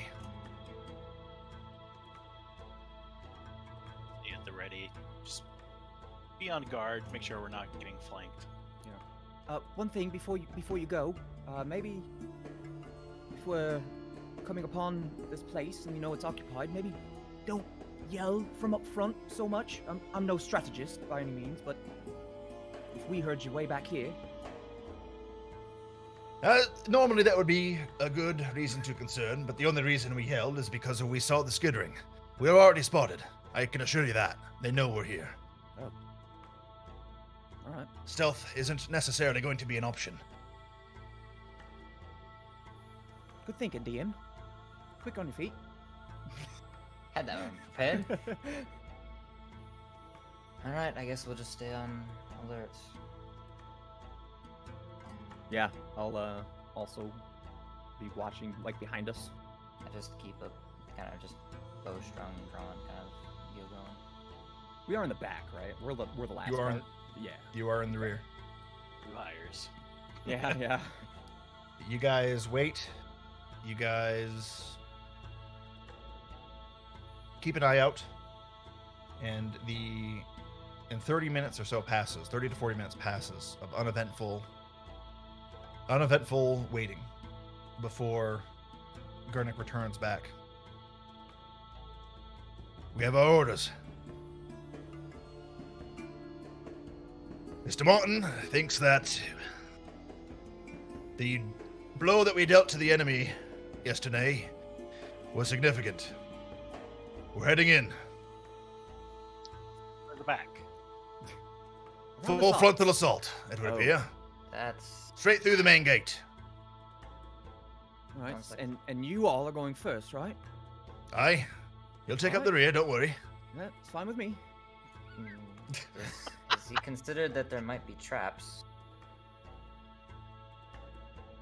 Do not doubt for a second, boy, Sandar Martin's judgment. He's been in this business much longer than I'm sure you've been alive, no offense. If he says we go, we go. Be it. And Nothing before you wrong know with it, this. you are on the move. The caravan pressing forth, you at your position still at the rear. And before you know it, Charge! you guys do go with a hastened pace, not a full sprint, but definitely much faster than your previous travels time. And before you know it, the forest gives way to basically its edge. And the first thing you notice, which encompasses the far horizon, which was masked by the large canopy and thickness of the gray wood, is the beginnings of the Whispering Heights, a massive mountain range bisecting Attican territory now, or the Attican countries. And you can see its southernmost tip stretching high into the sky. And pressed up against the base of the closest mountain, you see a fortress of sorts, relatively small than what you'd expect. One corner of such, pressed up against the mountain, using it as a natural barrier and defensible position, raised up on a small, about a 30-foot tall plateau overlooking the forest's edge. Cainhorn Keep is upon you. But it is in ruin. A lot of destruction, decay, something you would expect from a fortress long abandoned for much longer than the timeline would suggest. After all, what you've learned about this location is that it was constructed somewhere between, at minimum 5 years ago, at maximum 10. But this place looks like it's 100 years old or more. The walls have significant amounts of destruction, as if maybe siege engines had hit it, but also maybe not. There are a few buildings and the interior of its walls that are completely crumbled and in ruin. The main gates, which you are facing, you can see just up the head now at the front of the caravan, who's approaching headlong, are completely destroyed and wide open. Its entry oddly welcoming, yet terrifying, knowing the threat. And you're heading straight for it.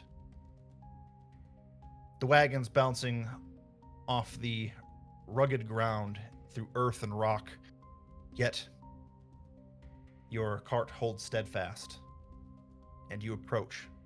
There's an awkward silence upon the ranks, even for yourselves, knowing at any moment you will be set upon. But that moment never comes.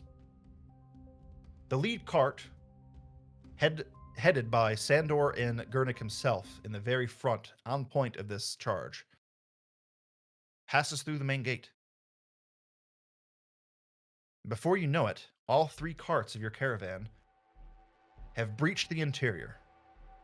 The walls of Cainhorn now all around you. The mountainside dominating your northern approach. And the decrepit ruins of various buildings, so long destroyed and in a state of disrepair, at least at this moment, that it's hard to tell what purposes they may have had. But yet no attack comes. And while there is silence, you all feel it. Anticipation? Fear? No. Eagerness? Maybe. But the air is cold. And whether that is due to the ending of summers and into the late August, autumn of sorts, who knows? Or maybe it is the cursed wood. Either way, I welcome you all to Cainhorn. And that's we'll take a break. Okay. All right. We'll be right back. Don't go anywhere. We'll continue with the second half of today's episode of the Book of Khorim. So, jumping back into things, I have you guys, the players, you're able to see the map around you. This is Cainhorn Ruins. Obviously, you can't see all of it because there is walls here. But you guys are free to look around the map. This is the layout of the ruin. I don't have all of the NPCs on the map because that's fucking ridiculous. But I wanted to really to put you in this map just so you had a better understanding of where things were. Just to it'd be way easier for me to show you it than explain it, basically. In any case, jumping back into the story. Oh, by the way, since we didn't mention it, Nate will be right back with us, guys. I'm right here. There you go. In any case, so you guys have all, the whole caravan has now entered into the interior courtyard of Cainhorn Ruins. And you're looking at all the decrepit buildings all around you. And there's not a single building in your walls that is still intact. And once again, as I mentioned before the break, it's hard to tell what the purpose of each of these buildings were. It's so long since destroyed. For such a quote-unquote early built keep that you're not really sure if the timeline all adds up. But you're not being paid on this expedition to ask those questions. You're being paid to do what you're told and to hopefully acquire the treasure. And after a few more moments pass and you are not attacked, nor do you see any enemies, that is to say, the rat folk individuals that are apparently inhabit this place. Sandor this time is the one making his way down the caravan line and issuing certain orders. And when he gets to your cart, he looks towards you all and he says, "Hi, the heroes of yesterday. You did good work getting us here. I'm proud. You ready for your next job?" Give us your orders. There's a few buildings around here that are long since destroyed. We don't know where the possible treasure could be, but if it's here, we want to uncover it. I'm leading a team to the northwestern tower. You all, I want you to investigate the ruins of these buildings. Search for anything. If you come across any of those rat folks, you're clear to immediately engage. After what they did to us yesterday, let's just say I'm not interested in any more survivors. Are we clear? Orders are understood. The next order. If you find the treasure, or anything there linking to the wealth that is this place, you are to report it immediately. Now, I'm not trying to throw distrust in your direction, or even throw upon you a form of judgment, but I will know if you try to deceive me. We're all trying to get paid here. Remember who you work for. Remember why you're here. You did well for me the last 2 days. I will make it worth your while if you can show me a third of excellence. Now get moving. You, and he points over towards Robert. Keep our food rations secure. You and Sam. I think your companions here have proven themselves worthy. I don't think they'll need your leadership on these next tasks. They can handle themselves quite well, yes? Robert nods his head in agreement, eyes to Sam. Good. Make haste, you all, and good luck to you. He begins making his way towards the head of the caravan, and leaving you all to your task. So you have a few different buildings here that you can investigate. Where is it that you would all like to go? Does anyone think that the people that are being left with the food rations are immediately going to be slaughtered? Named characters? No, never. No. Leaving them where they are. You know, to protect the Good luck. food. Yep. Let us begin immediately to this building here. Okay. All right. I'm okay with that. You begin heading to the eastern direction, and you all begin moving in that way. Moment. Before we You can see there is. Oh. Go ahead. before Someone we say enter in, Calx Yes. will try and get everyone to pause to begin ritually casting something. something? Okay. And I'm going to ritually cast Detect Magic. Alrighty. You begin ritually casting detect magic, which will take you 10 minutes or so. The rest of you are waiting around for this spell to go off. If he's gonna start take- casting, Oh. if he's gonna go start casting something that's gonna, I feel like, take more than a minute. Like if he's still going after a minute, I'm gonna start looking around for tracks in the immediate vicinity that we're at. Okay, sure. Yeah, give me a survival check.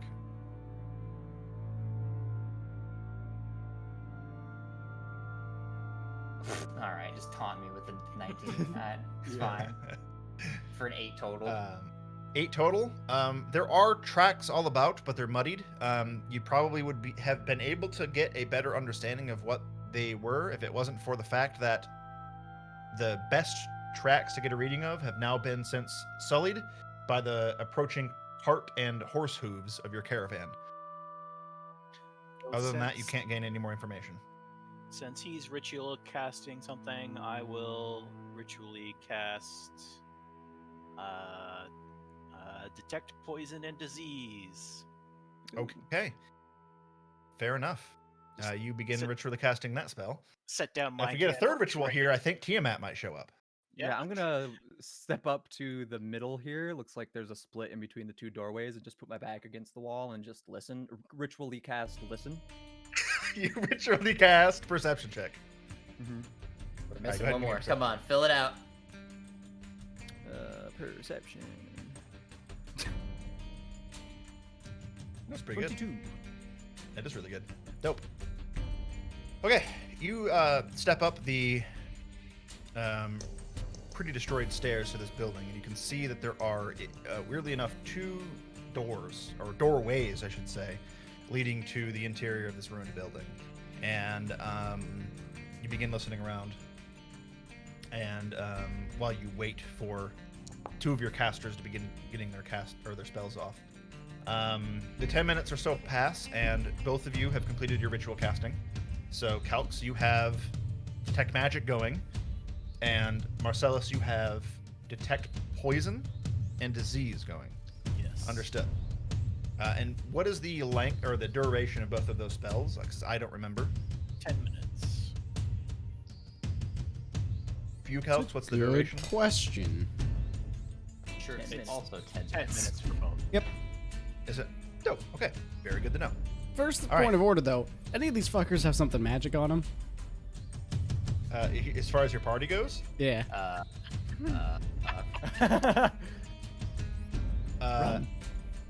He's onto us. I don't know. I honestly, I don't know. Do any of you guys have? Raise your hand if you have a magic item on you, because I don't remember. My beard is glowing. I knew it. Actually, that's a good point. Yes. You do see Marcellus's beard is easily picked up by the detect magic spell. The entirety of the beard, by the way. The whole thing. Okay. All right.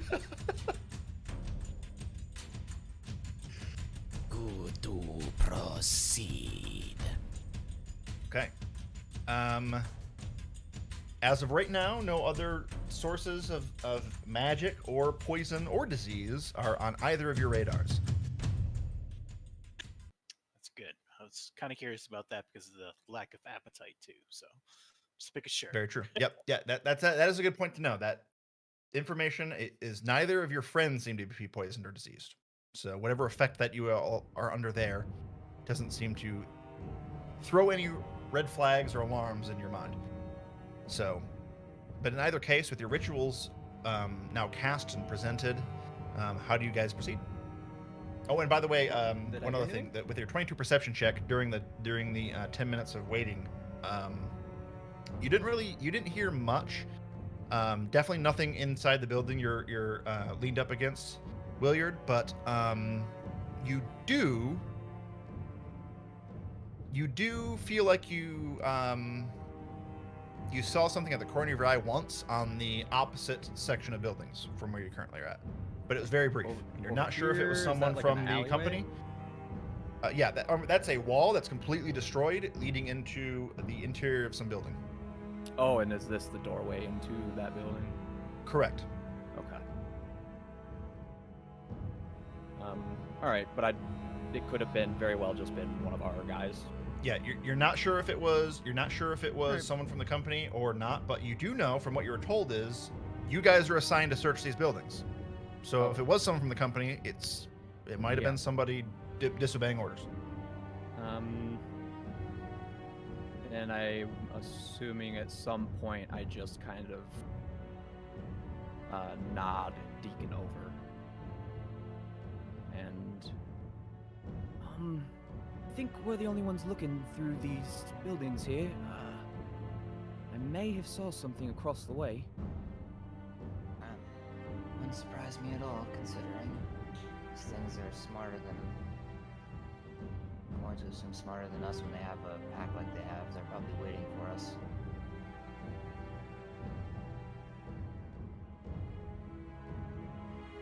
I'd say, for now, let's let whatever they're doing play out and continue as is. If we trigger it too early, that might cause panic everywhere. Yep. Ready to go in then? Falls clear. From what? Is anybody here good at looking for traps? I'll take a step back.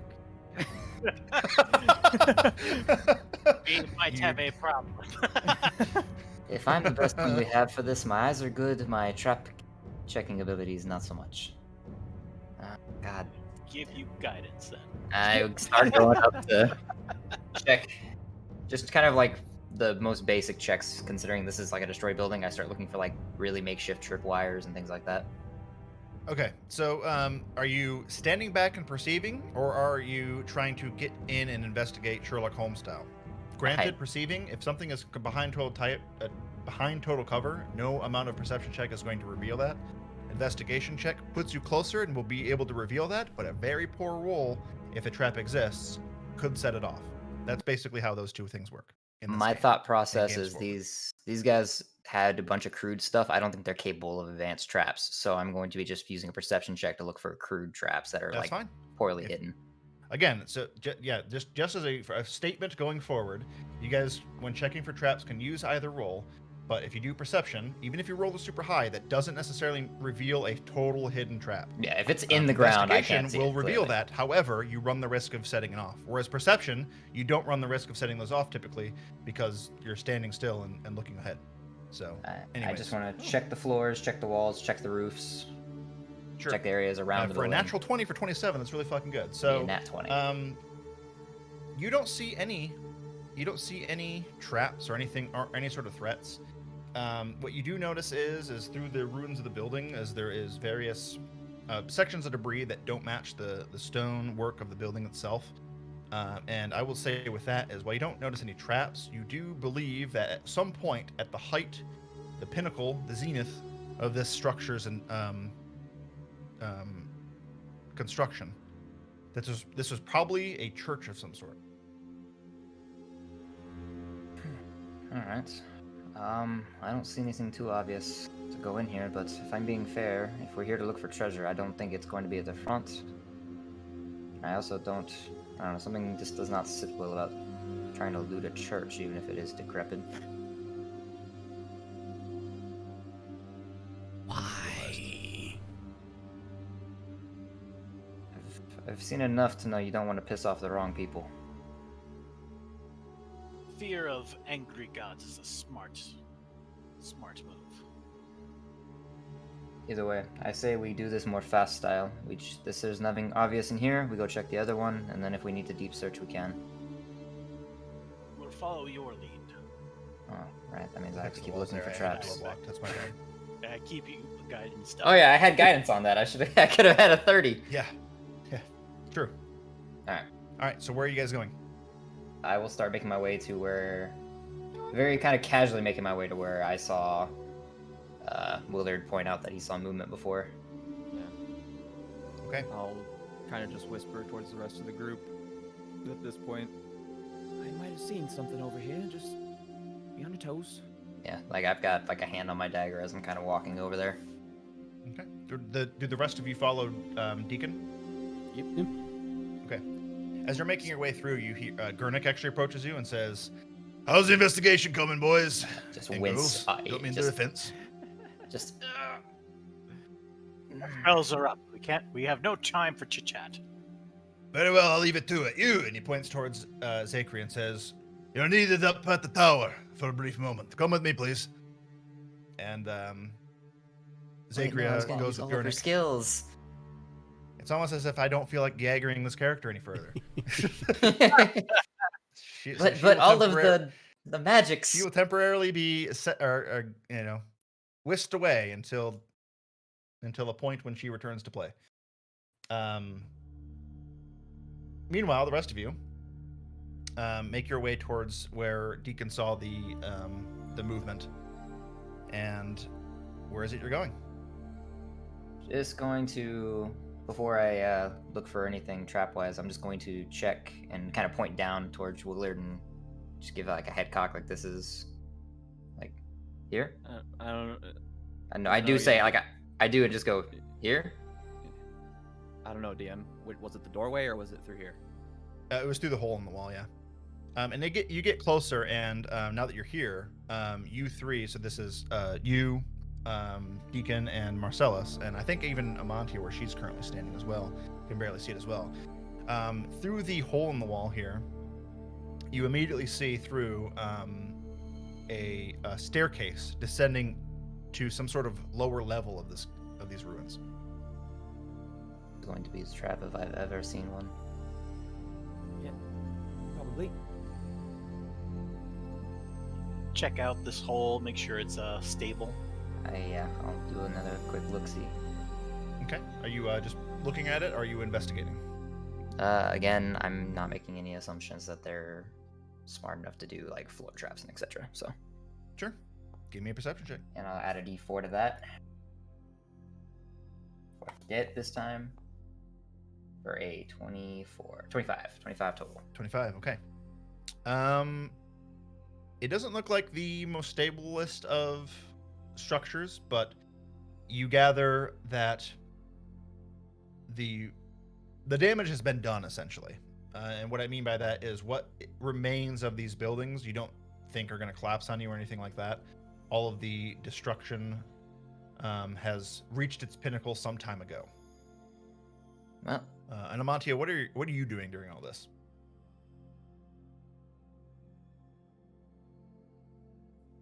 having a snack. Eating. Yeah. I was eating an apple. Sorry. I mean, you are defending a food cart, so y'all look back and Amantia is legit in character now eating Every some time we food stop for the by the food cart, Why just- would you eat an apple? So immersive. To keep her cover. Oh, is that what's going on? Yeah, She doesn't she's know really everybody in doesn't character feel here. hungry. She's just eating Yeah. an apple, pretending. Yeah, I mean, sure, absolutely. Awesome. Um, Alrighty. she's probably just sitting there with the glaive out, just observing, like, That makes around the sense. buildings while they're looking into there. Sure. Awesome. Okay. Cool. I'll take a peek through the doorway, the main door here, while I'm standing here too, just to see if there's Okay. anything inside this room, because it looks like it's separate rooms. So Yes, it does. 20 total perception. 20. Okay. Peeking through, the first thing you notice is inside this ruined building, which is, by the way, this room is probably the most significantly damaged room of all of the structures here. The other thing you notice is a very obvious and also damaged trap door to also a lower level of some sort. Can I tell if more damage has been done recently, or does it look like it's all happened at the same time? That will require an investigation check. And sadly, if any of you were dwarves with that stone cutting ability, that would be an advantage. But Yeah, I don't while know one of you is why close to being I- a dwarf, I don't know why with his I beard. took fucking wood carve. Oh, yeah, I think I was supposed to swap that out for stone makers or whatever it is. Anyways. Yeah, I'm Just not give me gonna an go in investigation. there. Oh, can I investigate from out here? Because I'm not gonna go in there. you can investigate the walls that are, at Okay. this doorway, as well as just your immediate surroundings, basically. What's right present, not inside. Yeah, well, it's not gonna be great no matter what. 2. You have no idea. Cool. All right. I Time take to out my wood carver's tools and I'm trying to poke at the walls with it to see. Rocks fall and only you die. Yes. Sweet. We did it for the meme. No. All right. I suppose it's time for us to stop acting so scared. It is as safe as it's going to be. Yeah. So far, if they haven't attacked us yet, they're going to wait till we're somewhere dark. And that seems to be down there. So I'm just going to... I didn't die. All right. You take your first steps inside of the ruins buildings. At the base, upper landing of the staircase you previously spotted, descending down into the basement levels of this keep. You're not set upon by any traps. You look around. You can see another section of destroyed wall to the far end of one section of the room.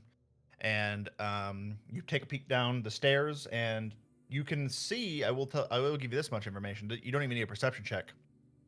There seems to be a light source coming from the below levels of this staircase. Just kind of look back at everybody. They're inviting us in. Hopefully Well, they have tea. Shall we finish checking this upper level before we get attacked in the back? Not a bad idea. So I'll step in. Let's go ahead and just take a quick look around then. Okay. Marcellus, you head in. Amonti and Calx, you following? Yeah. Okay. As does obviously Williard. Okay. Yeah, I'll just You follow can see Deacon. the room that contains a stair. I can't speak today.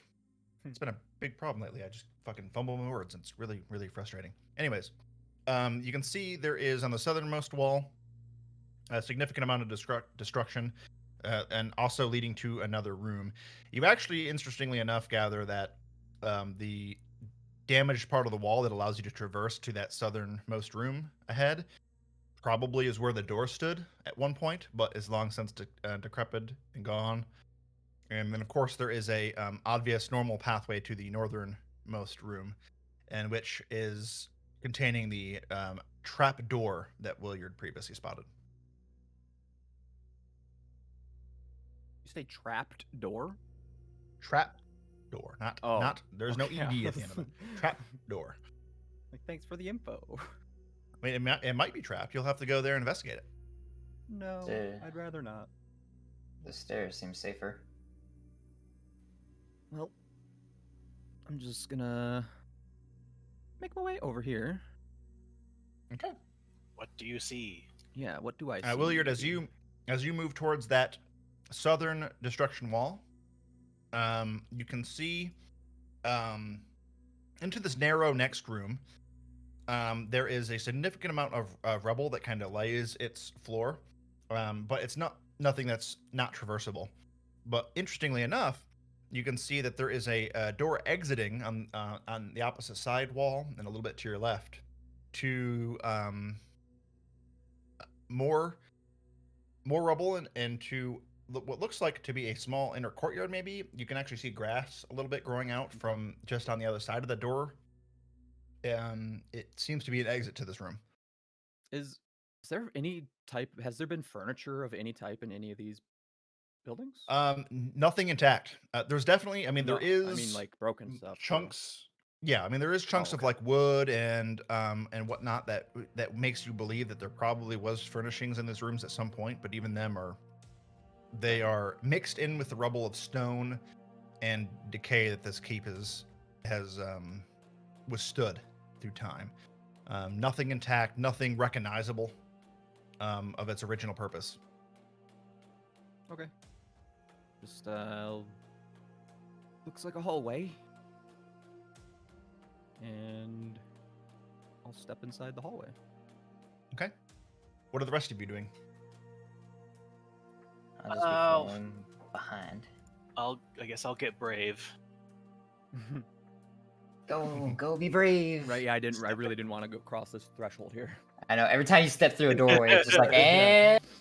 You can hear and really want to start making my way towards door, checking for traps, and then check Okay. the. Are you traps. perceiving for traps? Or are you getting down and dirty? Getting down and dirty? All right. You make So me an good at investigation check. this. I will guidance myself first. That makes sense to me. Lord, let there not be traps here.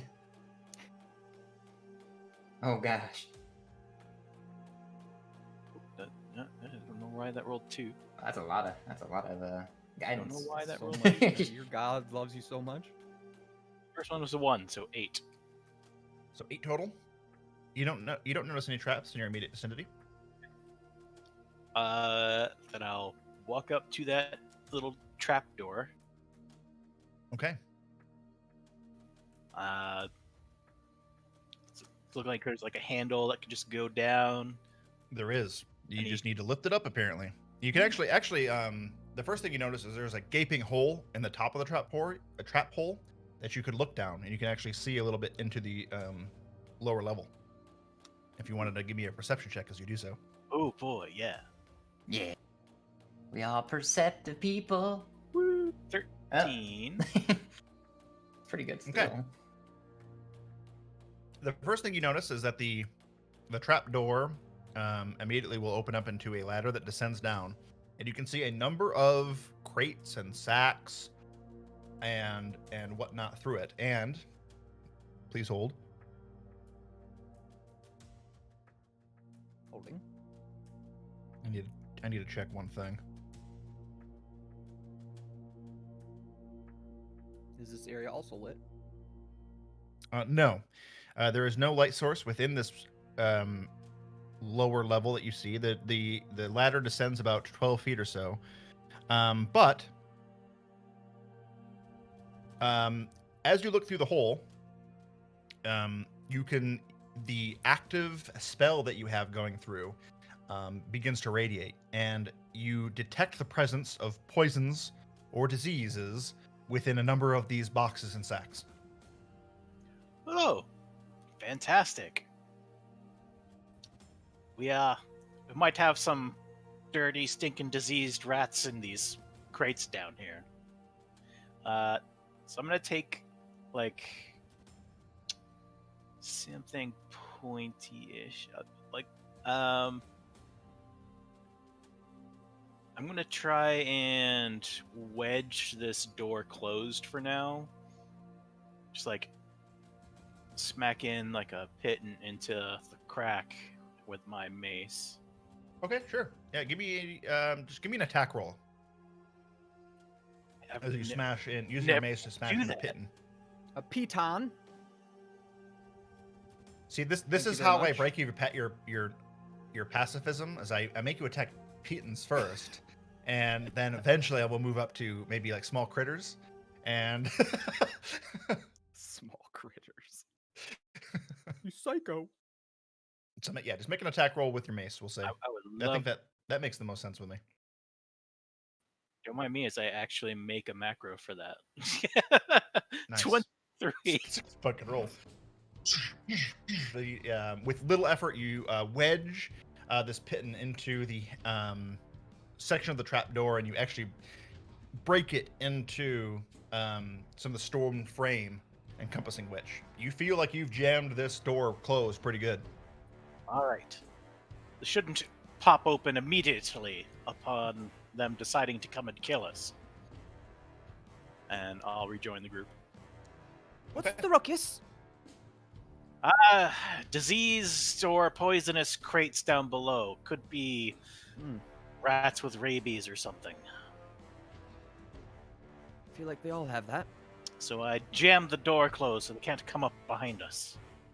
Alrighty. The rest of you, what are you doing? I would like to get down and dirty on some of this nearby area here. Just reading all the trinkets. Basically, I want to just be poking and prodding at like the walls, on the floors, looking for any like loose bits of stone, anything that might be like a hidden cache that someone might, tuck something away. Alrighty, give me an investigation check. Do I bother wanna? rolling? Do you want to succeed? I'm going to choose that I've rolled a 12 with my portent, and with a +6 is a total of 18. Okay. It's a good roll. But nothing, you detect nothing. Alright. All Could right, use that brother. ability. Just destruction, ruin, no traps, no secret caches, nothing of significance. Go get this over with and then go make some fronts, I guess. Yep. This is this just like wall collapsed Yeah, Not so like a- looking up there, passage? you can see, so there's a wall that's collapsed in, and there's a significant chunk of rock missing. And you can actually see what this structure is in front of you is a portion of the upper wall where the ramparts would be, the exterior perimeter of defenses that this keep has. Oh. And Okay. that's what's weird is the amount of damage here you would expect from a keep that had received an assault from outside, but this happened definitely with Like inside. it happened in here? Okay. Mhm. I'm getting. Well, actually, I guess that would make sense. They're breaking things so they can get their entryways.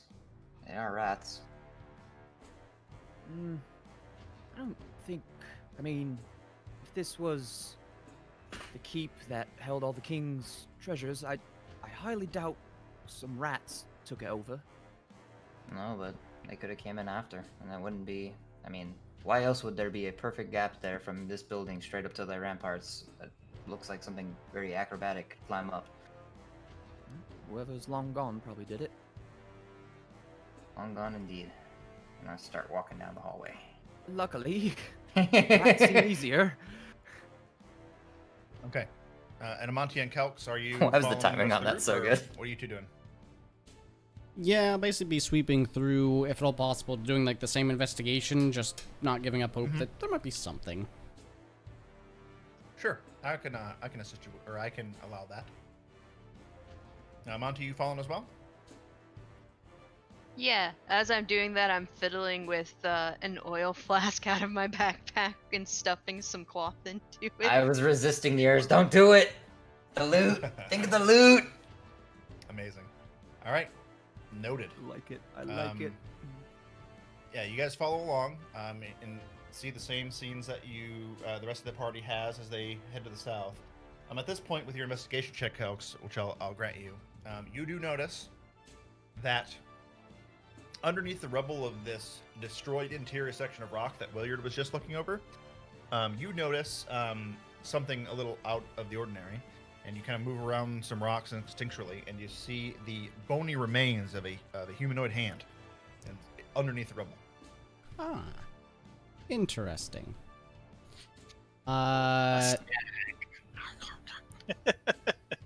Going to with the staff just sort of like poke Marcellus in the back, like sharp amethysts first. Yeah, what? Point a finger over towards it. All right, I'll go over and Okay. I'll touch it, and then I'll look back and say, "He's dead." Alright, the second no trap goes off, just gonna go to like try and see. Is there more of like a body like that we can discover? Removing some more of the rubble. Yeah, there is.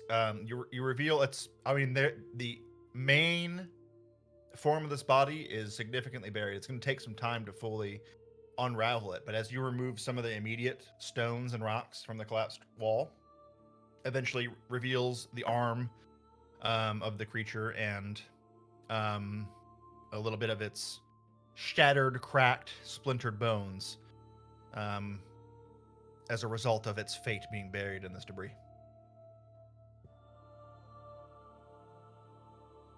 And I'll say probably you also see the hilt of a sword, but it doesn't ping from your detect magic, if that's what you're asking.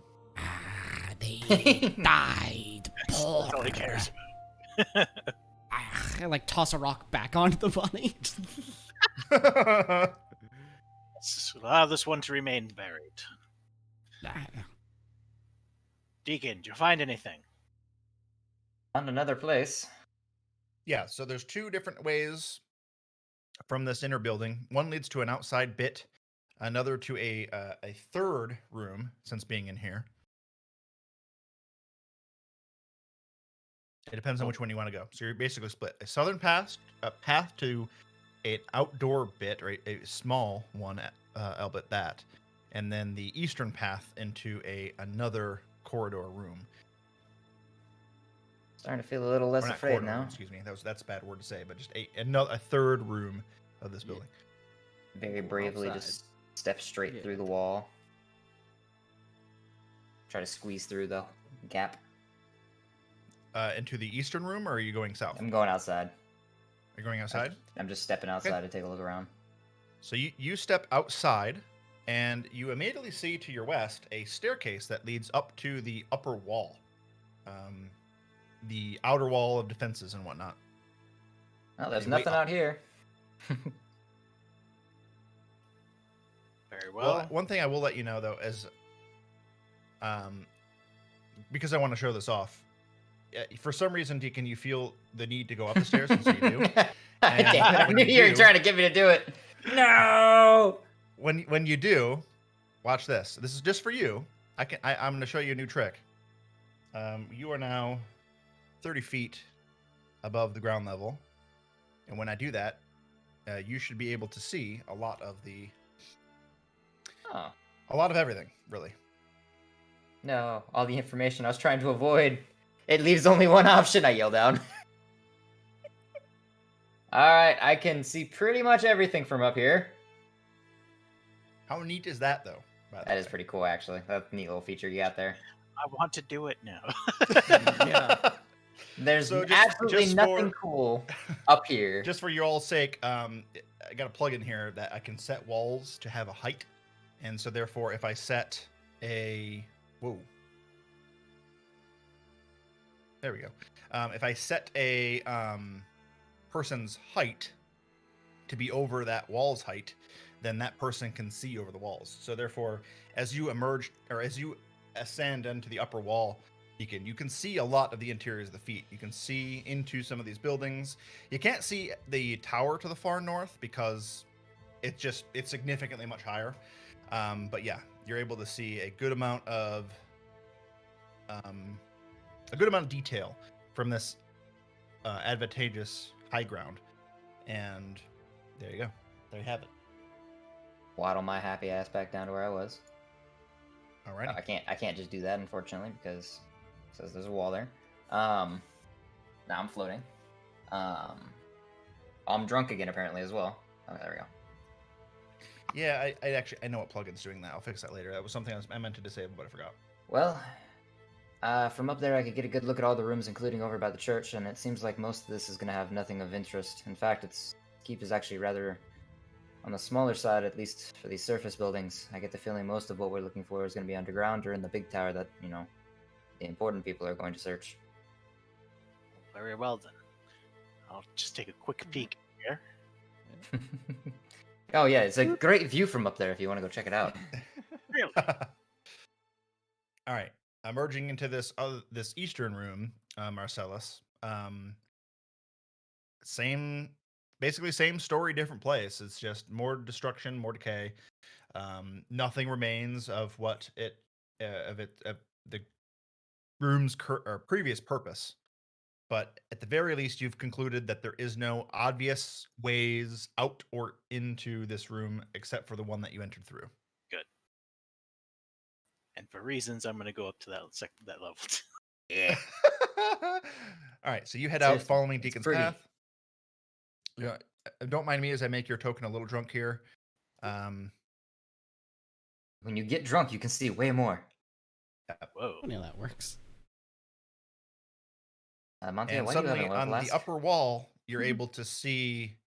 You have the high ground, and you can see a lot of the area around you, and can make out some of those finer details. Scouting out the buildings before, the only thing obviously you're unable to see really is the northern tower, but that is obviously the focus of the rest of the company. Primarily, you can actually see individuals going in and out of there's a staircase that wraps around one edge of that tower and inward, and you can hear some shouts and orders. It doesn't sound like fighting, but they seem to be having their hands full with whatever tasks they have at that section of the fort. I go sliding down that broken bit. Give me an acrobatics check. Yeah. Yeah. I wonder how that guy that died in the rubble. Oh, well, we're about to find out. Deja vu. 13. 13. Okay. You go sliding down the rubble. It's not the most comfortable of approaches back down to the lower bits of the keep, but nevertheless, one sore ass and slightly bruised arm later, you make it to the bottom. It's pretty cool. It's pretty cool. You looked a little cool though. You did look a little cool. All right. Alright, so Do we deal with the trap door, or do we go down the stairs? well, I think I heard you taking care of the trapdoor more than seen it. Oh, I've just blocked it off a little bit. That's all. Nothing special. I say we stop just putting off going downstairs. We're gonna have to go down there eventually. Very well. And I nominate somebody with, good vision in the dark to go first. That's not me. I'm not the greatest with being underground. I mean, I point to the bow. Dude, Amantia just starts going with the oil flask. That's maybe not with the oil. Okay. All right. All I right. like the initiative. She also has dark vision, so. I just Yeah, peek I'll my head follow. out on the way down and just check on Sam and. He's doing. Place. Sam is dead. It's so unfortunate. Oh no! It happened so much Rubber faster Sam. than I thought. I We was didn't even just- hear him scream. I was just it was just on the roof. I saw him. He was fine. Yeah, they're just fine. No worries. All right. Are you all heading down the stairs then to the lower area? Yeah. Yeah, but before I follow everybody else, I want to come up to this little pathway that connected the stairway to the trapdoor room, and I'm just gonna lay down a little bit of rope. And like halfway through the process, I'm gonna have this weird tingling in my hands, and I'm gonna cast snare or start the process to casting snare. Okay. And I'm gonna be very confused as my eyes flash for a second, and then the rope is gone, but I can see almost like to me, what looks to be like a purple mist around like the ground. Okay. And you have, unbeknownst to yourself, it sounds like, cast a snare spell, creating a trap on the upper stair platform for anybody who would approach behind. Okay. All right. Yeah. Let's go down. All right. Looks like Amantia, you are taking point as you descend down the stairs. Let me switch scenes Calix, here. Calix, I don't think you want to be last in line. And move. Try and get in front of I Deacon. do move out of your way so you can go. Actually, what is everybody else's? Okay, actually, I'll just do this. Stand by. Just imagining the poor wizard at the back and we just get ambushed. Just, there goes the wizard. If back gets stabbed, not me.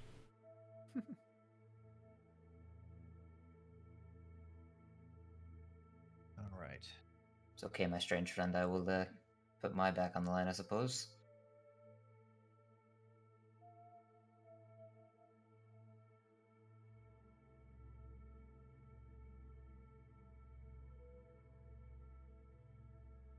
I probably have that a little bit wrong, but fuck it, I don't care. There's 5. Okay, yeah. I'm gonna switch you scenes now. Oh, so many scenes.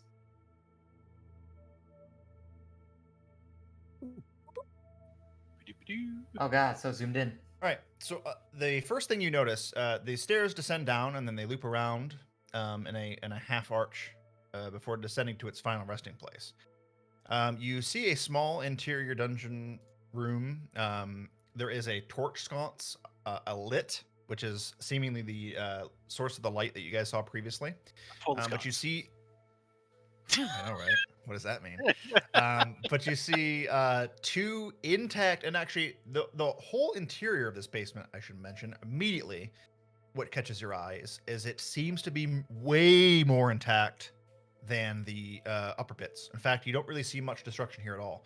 There are 2 intact closed wooden doors that are braced with standard iron braces, thick, sturdy doors that are both closed, barring 2 doors. And if I'm hoping things look correct for your end, but you should actually see door icons because Foundry is dope that way. But that's what you see. What do you guys do? I Oh, want to can't listen see to the shit. doors. All right. Which door? The northern door or the eastern door? I'll listen at the one right next to me. Okay, so the northern door. Go ahead and give me a perception check. You put your ear up against the wall, and you're listening to the other side. That's what she hears. Right, so 16. 16. You do hear something on the other side. It sounds like there's a clanging sound of some sort. And it's faint, and it's not constant. It's just every few seconds or so you hear like a clanging sound and like a scraping sound. I can go over to the other one and listen at that one. Okay. Using that same perception check as before, you don't hear anything on the other side of that door.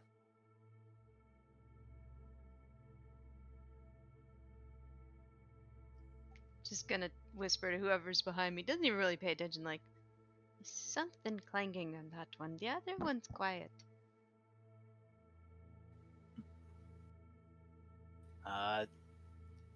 Guess I'll check the door to the east for traps. Alrighty. Are you just giving it a look over, or are you getting down and dirty? Dirty, come on. All right. Investigation check, please.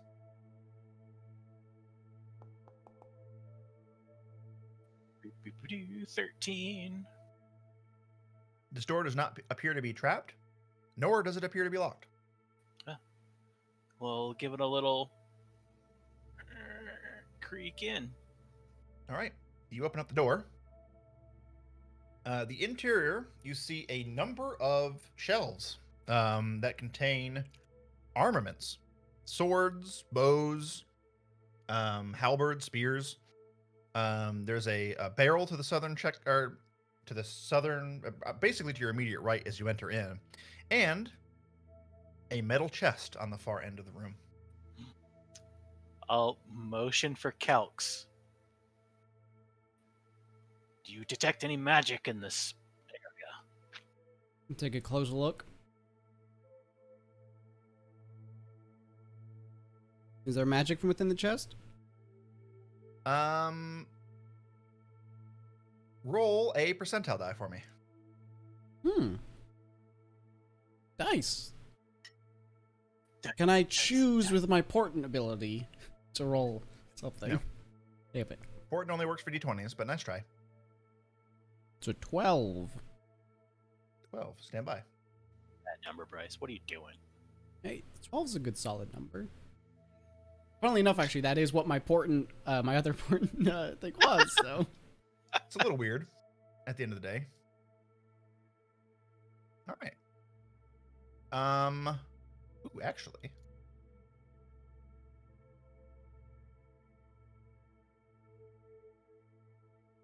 Hold. Hand. Curry, you got some diamond hands over there?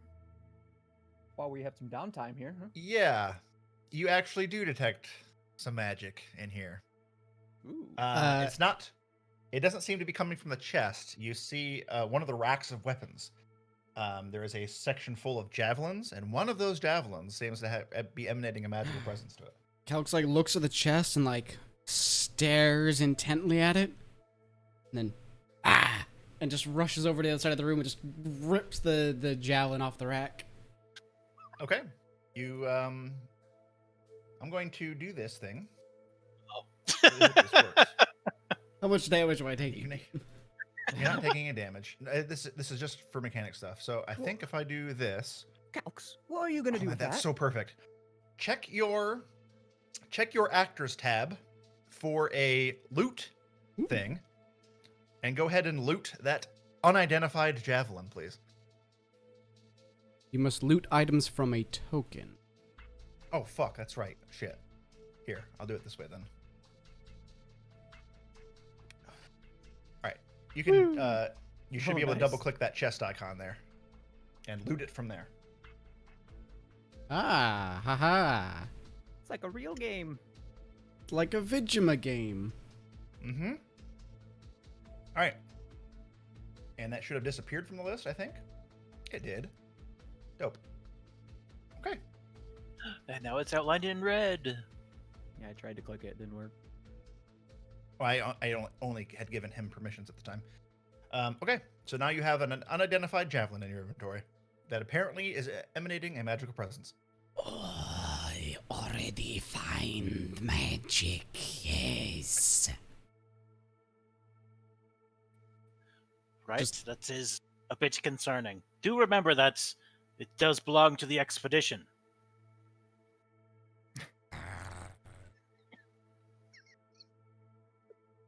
Fine.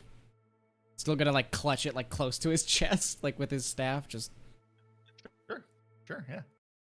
whatever. say- Nothing magic in box. I'd say keep it, but they'll probably know.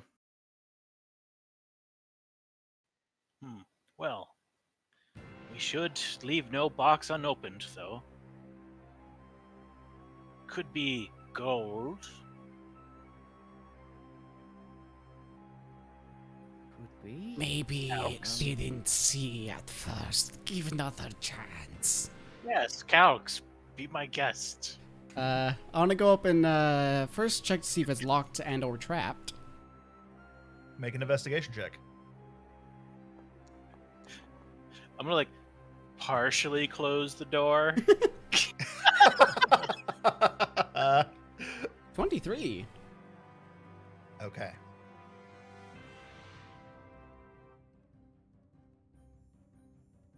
How big's the explosion? What level of fireball Counting is it? up. DM? Yeah, he's counting up all the d6. So rolls.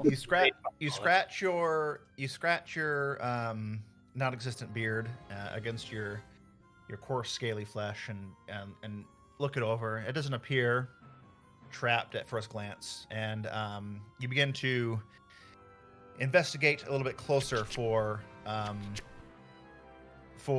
any signs of hostility environments. And the first thing you notice is you stop for a moment and you go to poke it with the back end of your staff. And as the back end of your staff makes contact with the chest, it just kind of doesn't come away. Oh no. And then you watch as the chest opens up on its own, revealing a gaping, toothy maw interior. And Close the door. I would close like the everybody to door. roll it. Good luck! All right, let me get Dragons there's a worst confined nightmare. space here. Let me get initiative going. All right, everybody roll initiative on the initiative tab, please. I mean, how bad could a mimic be, really? At this level, really bad. How bad could a mimic be? I just picture. I can't make. I was gonna try to make the Dark Souls mimic noise, but Bro, I cannot not even gonna roll try. initiative on this character. Dark Souls Holy mimics are terrifying shit. because they have those long fucking legs and shit. Oh, and then they're like sleeping with like that kick tongue. the shit just- out of you. Yeah, they scare the shit out of me. Watch out for Dude, the kid. first time I actually kicked one and then just got my ass. Mimic check. Okay. So, All right. how's the nat 20 on the? All right. Oh my god, I'm so mad. The mimic rolled the same number that Calx did. However, Calx has a higher dexterity. Yeah. So Calx, By the you're the skin first of to his teeth. just be Calx, lucky because you rolled the investigation check. You spotted it before it got a surprise attack on you. So yeah, you got that going for you. Calx is going to disengage and just and run. All right. If you do so, you're leaving your staff behind because that is adhered to the mimic currently. Oh, yeah, Calx would do so anyways. You let go of the staff and you back away. Fair enough. Don't blame him. You keep in mind you don't have your arcane focus for those spells until you retrieve that. Count where you're going. What was that? Calx squeezes by you and Williard and begins his temporary ascent up the stairs. And you guys are looking confused at the moment. And you look back in. You open the door the rest of the way, Marcellus, and you can see this chest. It's got a staff sticking out of it. The other end is now kind of fell, and it's tapping against the ground. The chest's lid is open. There's this massive array of teeth emanating from its upper and lower bits, and this long, purple, slimy-looking tongue. That's like emanating from its mouth, and it's like wrapping a little bit around Calx's staff at the moment. I fully closed the door. Well, is that what you closed it? That bad, huh? Yeah, it's pretty bad. All right. See that. Then you Why'd probably you leave should've- it? Yeah. Start. All right. The next thing you hear is some.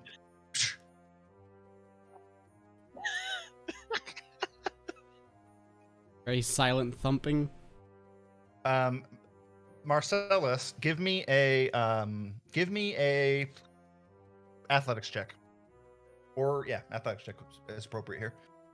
But wait, 22. Okay. Something is bashing at the door, but you are barely keeping it bay. But It's the probably door no opens secret of what it would be. into the room, so it's bash. It's like trying to push a pull door. Yeah, that's its problem. Is I love how this is our thing in D&D. This is the one thing No, we can that's always just how doors pin. work. That's We just have how That's how doors doors work. work. Yeah, Yeah. that's how doors work. All right. In any case, that brings us to Deacon's turn. Well, I ain't going anywhere near that. Get in there and kill it. You want us to open that door? And kill. Would you like to go first? I can't cast. I've left your staff then. I go to check the other door. You can't. Everybody's in I everybody's. know, I'm like, well, this is a little bit of a tight squeeze. Yeah, it's too compact in here. Well, I don't like being this buddy right now anyways, so I guess I'm just going to, I mean, realistically, I can just occupy somebody else's space. So That's true.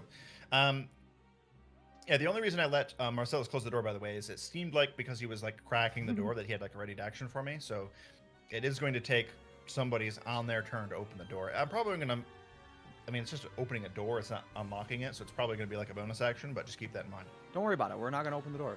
No, I have no plans That's to open fair. that door. I mean, that's fine. I'm just letting you know the mechanics of it. Well, I can't really get to the other door right now. Happens to something that's stuck to a mimic if it goes back to just being a chest.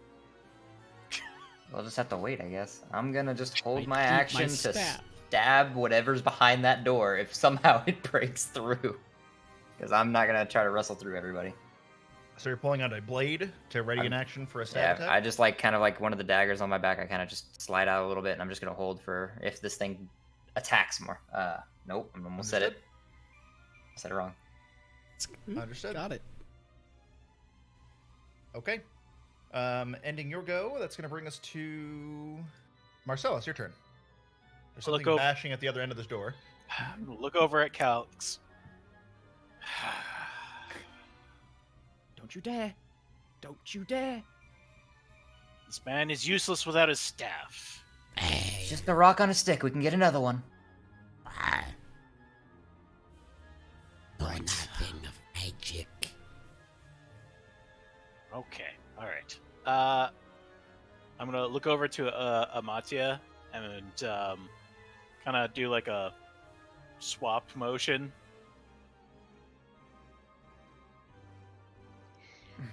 Looks at the little ball, puts the flask in her back pocket, and just pulls out the glaive. So Oh, how, God. how are we gonna swap mechanically here? Fuck, Close I mean, quarters like this, like Yeah, I don't want to. I really don't want to get too noodly with it. How short is he? Could hold action bit to crazy. dash. So yeah, I'll just let you guys swap. I mean, Okay. I'm not that too worried about it. all right. So we like shimmy by each other. I like accidentally touch her shoulder, and she slaps me. Well, I mean, one of you guys could share with Williard. So yeah, you could just do I that. just Here's the like other to thing too. think You that got I to keep lift in him mind over my head. mechanically.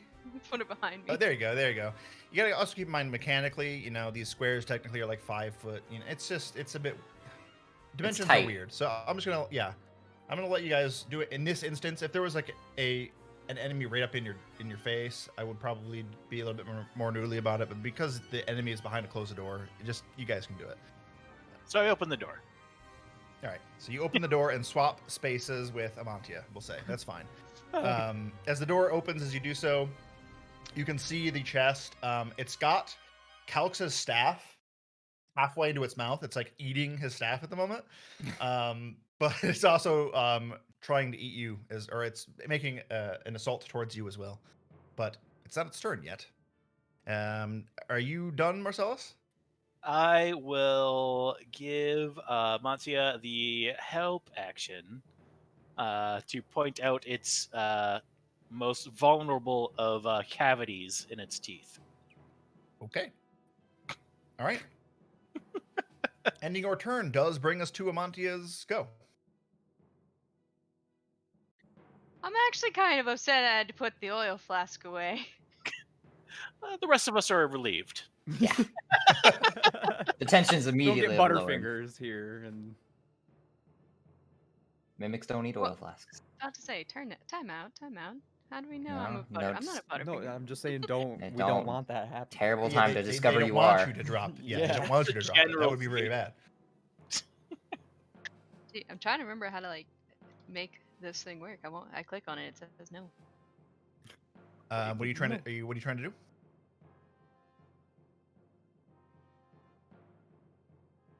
Can't hear you. I rage. I'm really upset about having to put my oil flask away. And I mean, okay, yeah. Suddenly you go into a furious rage. Being down this tight space is getting worse and worse. And I'm gonna recklessly attack him. Alrighty, go ahead and make an attack with advantage. You already had advantage. Yeah. Oh, I didn't even know. I gave you Oh, I guess help that's true. action. Yeah. Yeah, so you wouldn't have to have gone recklessly. He is helping you. All right, so 16. 16 hits. Go ahead and roll damage. That's 13 points of damage. Ooh, that's pretty good. Okay, it takes 13 points of damage. That's the good news. Is you carve into like the end of the glaive chunks into the top of this mimic.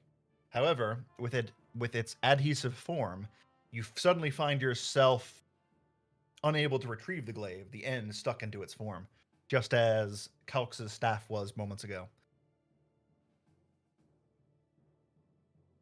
So you're basically, it has your weapon grappled. You're also grappling the weapon, but that's just the scene at the moment. So that's what else are you doing, basically? Well, I'm holding it back so it can't come forward at the same time if it's jammed in Mhm. there. So essentially True. preventing it from moving forward. All right. It's like that rabid dog in a leash kind of thing. You're just holding onto it, and it's like wiggling and biting and chomping at you. Its tongue wrapping outwards. All right. Ending Amantia's go brings us to Williard's go. Wouldn't recommend punching that. Yep.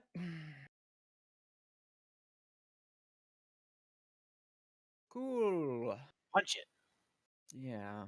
Grab the flask out and put it in its face. Don't you burn my stuff. It's metal. It'll be fine. It would. Oh, That sucks. that does suck. Yeah, you heard him. It would be fine.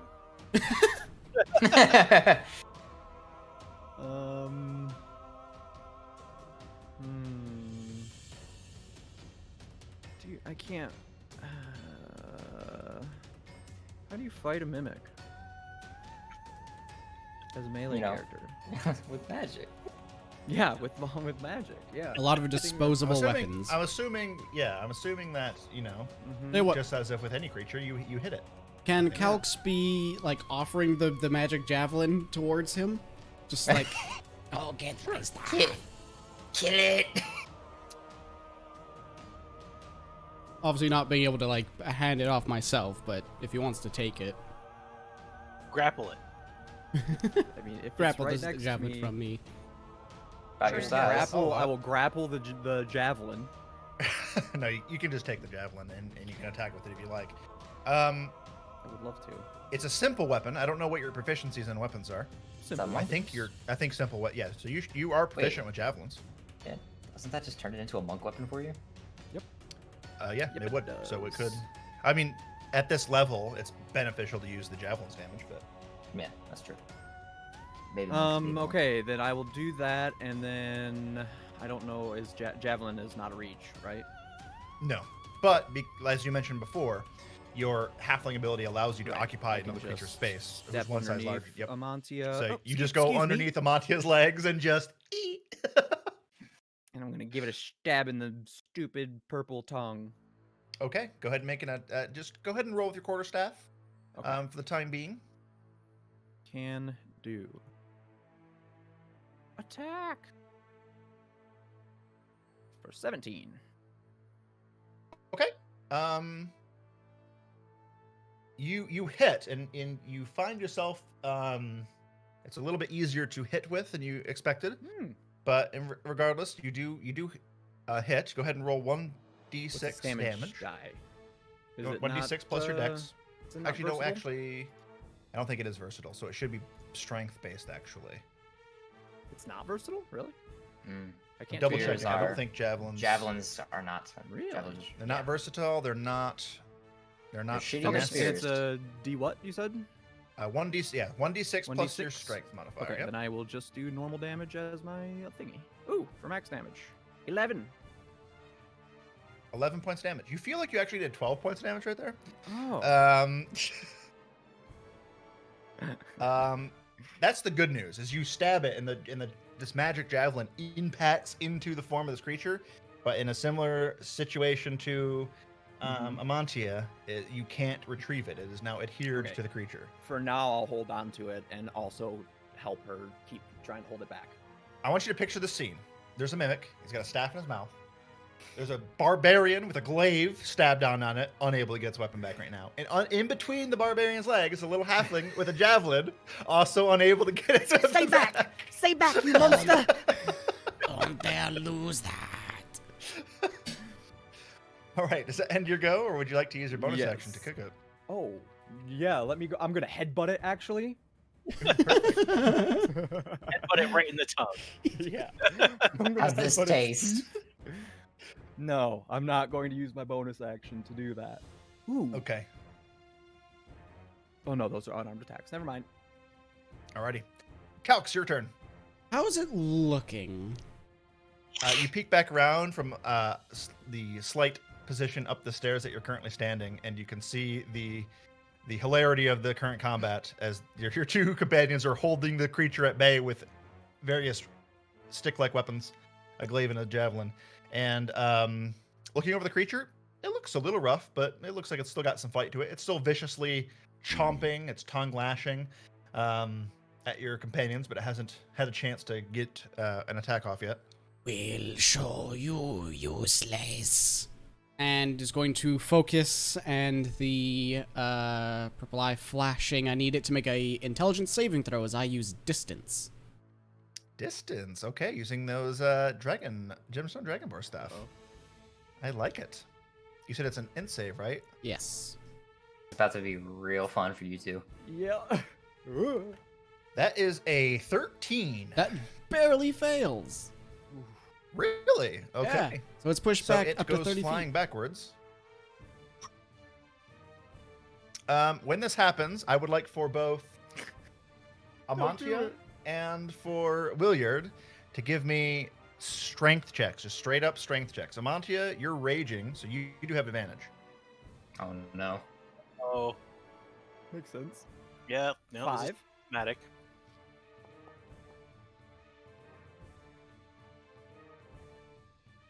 And you can just click the, oh yeah, there you go. Perf. 18, 21, 21, 18. 21. So you hold on to your glaive as the creature is suddenly thrown psychically from your grasp and shoved back up against the wall from which it originated. You are holding your glaive in hand. However, Williard, the javelin is ripped right from your grapple. You no longer have that weapon. It's still embedded into the creature's adhesive form, and that's the scene. Just I look need down to at my do- hands. Look up at Yeah. Calx. What just said? You did that.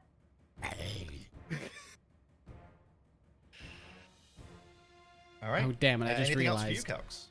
Nah. There's the smart thing to do to make that not worthless, but Calx isn't about to be brave, so no. Okay. Ending Calx's turn will bring us to the creatures. It is at this point, it's eaten almost all of your staff now. There's like the end poking out with the amethyst on side. The javelin's still stuck into one end. It's not really working on that. Sucking Let's it in see like here. a piece of spaghetti. Slurping it down. What do I want to do here? I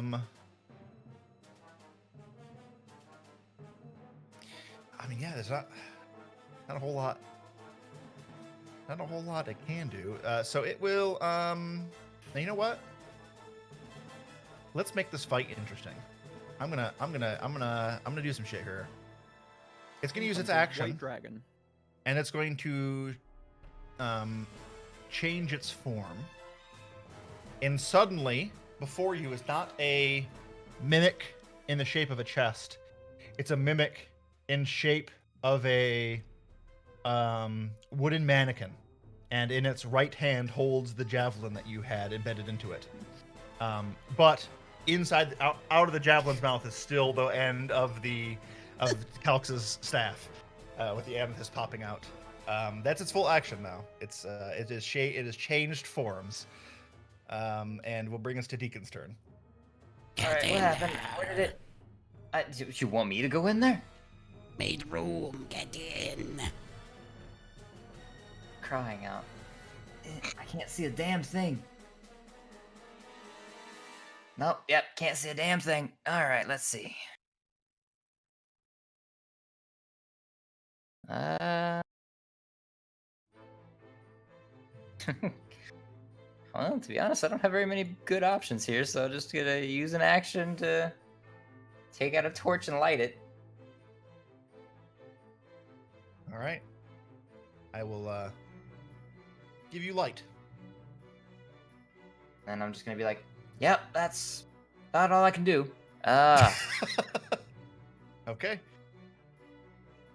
Suddenly, the interior I of this will room is step- lit. You can looks like I can see the step light outside. reflecting off the various weapons on the racks. The mannequin mimic staring intently back at you, Deacon. Anything else? Nope, just gonna have the torch in front of me like, listen, I'm just here to help them out.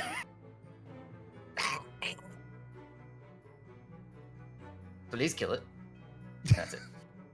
All right. Ending your turn brings us to Marcellus's go. All right, I'll move over so I can see what's going on. Sure. Yep. It's a mimic. Not too much I can do, so Low level D&D. What can I do? yeah. Especially when you're playing a pacifist. Especially when you're a passive. Yeah, grapple it. I had butted it. You can grapple it. Well, why not, right? I want to go into the room Okay. and I want to try to knock the racking of stuff down onto it to stick a bunch of stuff to him. Hell yeah, that's creative thinking. I love that shit. Okay. Give me just give me a strength check.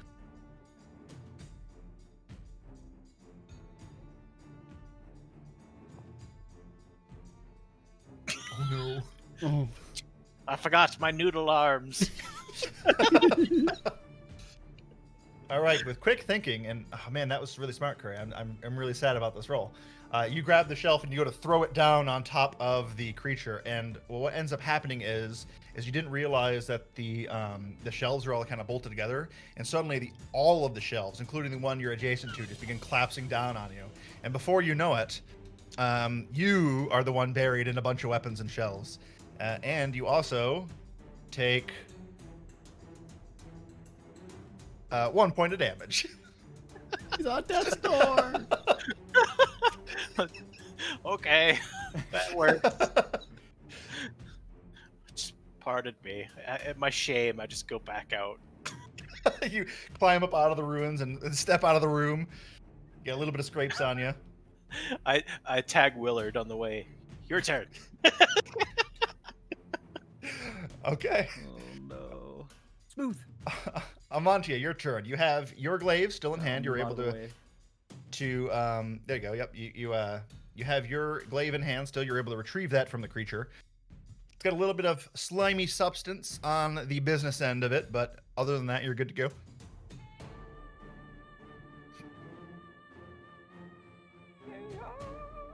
And what did it turn into? Sorry.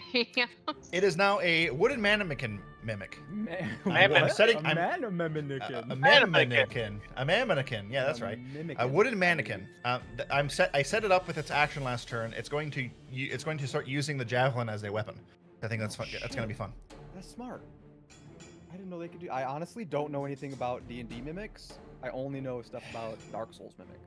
It's- So yeah, that's I mean, pretty cool. They can do that. And then I'm pulling this right out of the book. It says it can polymorph into an object, or and it doesn't have to be a chest. So Yeah. that's what I'm going for. I want to change. Other than that, it's going to be it hits you with its tongue. No, I want to Turn make it into a chair. It's now a mannequin, and it's wielding the magical's javelin, about to go Oh. stab your friends. Could be a sconce. And a sconce. Oh my god. Well, I don't want it to go attacking people, and I'd rather have it back to being pinned.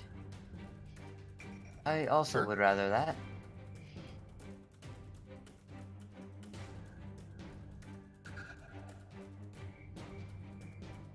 Okay, you charge at it, glaive in hand.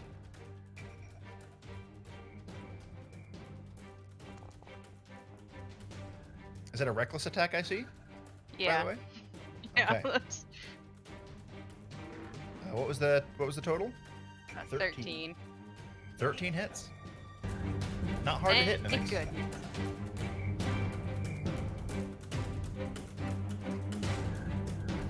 right, a 7, and I'm essentially trying to like get it penned as much as I can with that. Sure. Yeah. No, you've succeeded, and it's not going to be able to advance forward without dealing with you. But once again, the glaive chomps into its form. It's stuck there, so you're still holding on to one of its ends. So you basically found yourself in a similar position, but rather than being at the entryway to this room, you're now into the other or far end of the room, blocking its advancement forward. I also want to grab onto the amethyst at the end and essentially have a way to steer it. Okay, so yeah, in one hand you have the amethyst. Okay, I'll allow that. It's no rules required yet at this moment, but you're setting yourself up. I got it. Okay. All right. For flavor, yeah, you're struggling. You have one hand on the glaive, the other on the amethyst, and we'll see what transpires from there. Ending your go will bring us to Williard's turn. All right. Pile of So- weapons in front of you. Yeah, I was gonna say Everyone. there's a pile of stuff on the ground right now, right? That I can just grab a random. It's almost like the DM made the mimic encounter in a room Yeah, with a it's bunch of weapons, crazy, so the right? low-level parties had some things you Yeah. could use. Wild. Yeah. So I'm trying to be kind here. It's low-level play. Is there something that I can grab that I can hit it with two-handed? that Hold I up can torch. Use? There's spears. There's Yeah, give me. There's swords. There's Give me I a don't actually spear. are spears versatile? Let's find out. Spear's gotta be. You can't double hand. You can two-hand Spears are versatile. Yeah. Sweet. Okay, I'll grab a spur. It doesn't say what its damage type is on the versatility though. Should be a At piercing. least on this It's gotta be page. Let me piercing. see. Yeah. Well, I'm saying what's the damage Oh, dice with if it it's being It's a two-handed? D6 still. Oh yeah, it's a D8 if you use it two-handed. D8 versatile. Perfect. So I will. It's go ahead basically and- actually using a spear would basically it's- be like using a quarterstaff. Yeah, just I would have Perfect. reach if wanted. Right. So 24 to hit. That hits. You pick up a spear from the the ruins that Marcellus caused and just For another Plunge it into max the creature. damage, 13. that's fucking good. This thing's looking hurt, by the way. Beautiful. Okay, well, yeah, I'm again not going to punch it or use an unarmed attack, unfortunately. I don't have anything else to do with the bonus action. I just hit things with weapons, so. Understood. All right. Ending your go, Williard, will bring us back yeah, to I would have Calx. had to move up Oh. into. Oh, yeah, that's true. Yeah, you're underneath Amantia once again. Mhm. Fair enough. All right, Calx, you are up. Now, I do have spells that don't require material, but those are spell slots. So we're just gonna do the good old tried and true mind sliver for another intelligence saving throw from this thing. Alrighty, sounds good.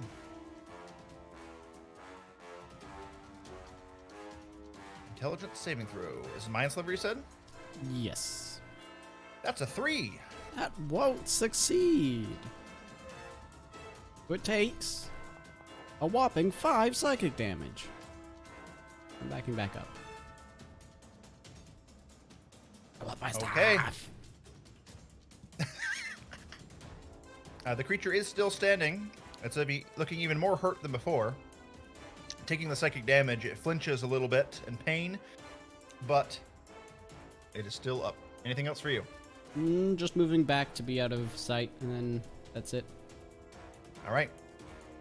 Bringing us to its turn, it's going to take that magic javelin in hand and is going to attack the only target it really can, which is to say, you, Amantia.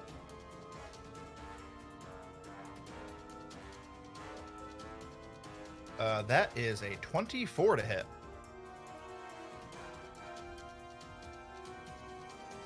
That is going to be 10 points of damage. Thankfully for you, you're raging, so you only take 5 of that. Flinches in spellcaster.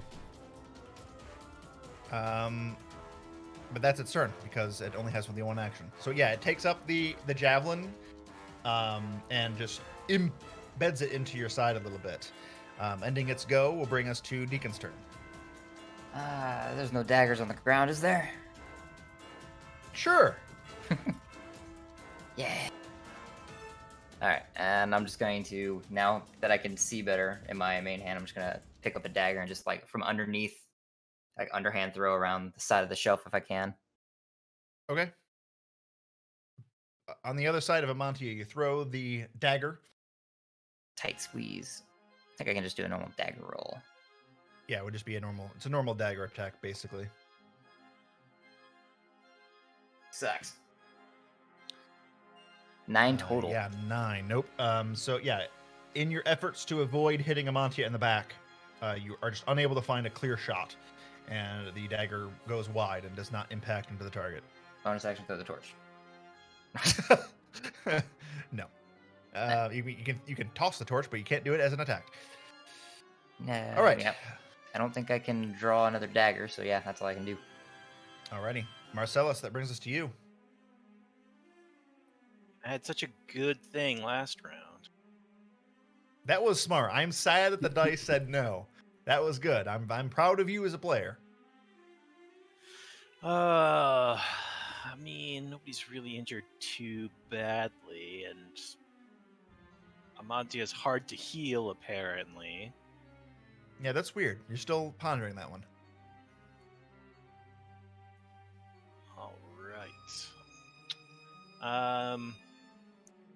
All right. All right.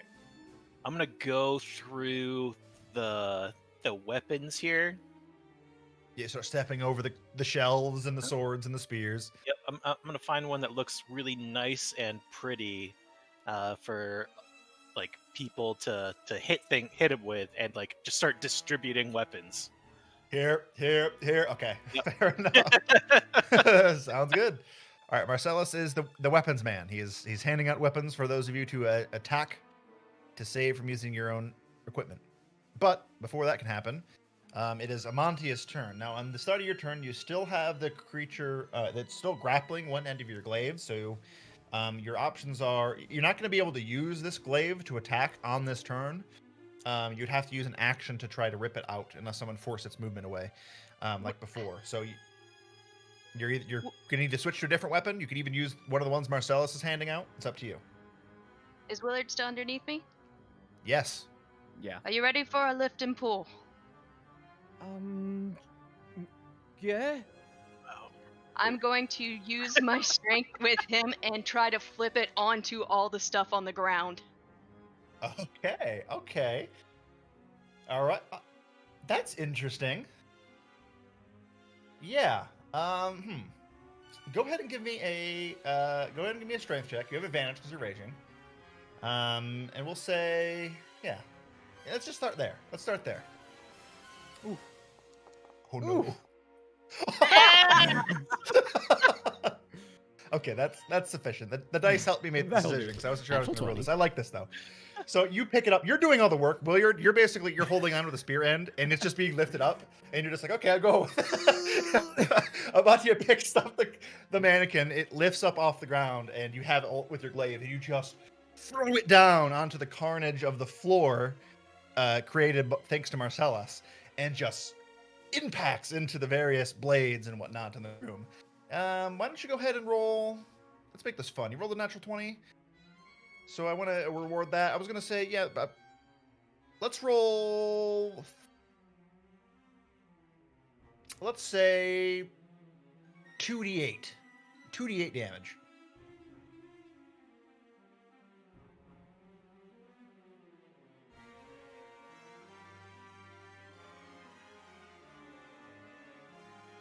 I don't think I know how to do a roll. Do slash R space the roll. Alternatively, You click the can click- buttons and it you does can it. click Why on did it those. do Yeah. 3? Oh, there you go. No. Oh, okay, it's okay. We'll cross-reference it -2, so 12 points damage. It had 8 hit points left. I'll leave the reins up to you. What is it? What does its final moments of this mimic look like as you're doing this action? How do you kill it? Oh, after I do essentially the overhead slam, I'm going to take the amethyst and drive it further in as it essentially the blades start flicking through it. All right, you lift up the thing, you slam it down, and you can watch as there's various weapons and whatnot that are now piercing through its adhesive flesh. And at this point, Williard, you're just kind of the spear in your hand is just ripped from your hands.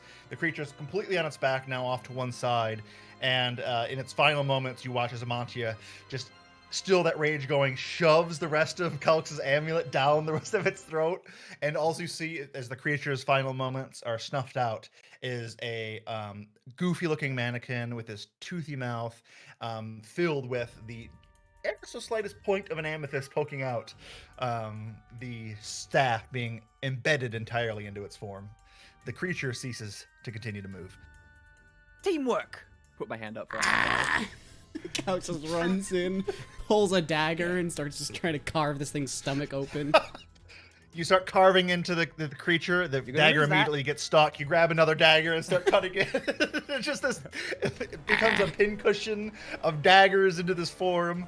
For the sake of ease, it takes you about 5 minutes or so, but you can find these with the help of your friends. Retrieve your staff. It is covered in this adhesive substance, and like as you grab it, it's like sticky now, and like as you pull away, it takes a moment to like, yeah, it's really gross. It's nasty. He uses it as like a walking stick. There's that like limp as he has to like off the ground each time. Amazing. That was probably the most, guys. Congratulations. That was easily. I've run a few mimics in my DM time, and that was probably the most fun mimic I've ever run. That was just shenanigans, straight up through and through. Well, now that that's out of the way, shall we try this other door? Yes. Let's. Yeah, they still make a noise. Like kind of just like fed up at that whole thing. I just go over and just Yeah. creak open the door. Just holding the torch behind you. Fair enough. Alrighty. You just immediately open the door, and even with the light of Deacon behind you, as you open up the door, it didn't seem like you needed it, because there's yet another lit torch sconce in here that you can actually see in the far end of the wall, revealing the interior. You can see this room is much larger than the room previously.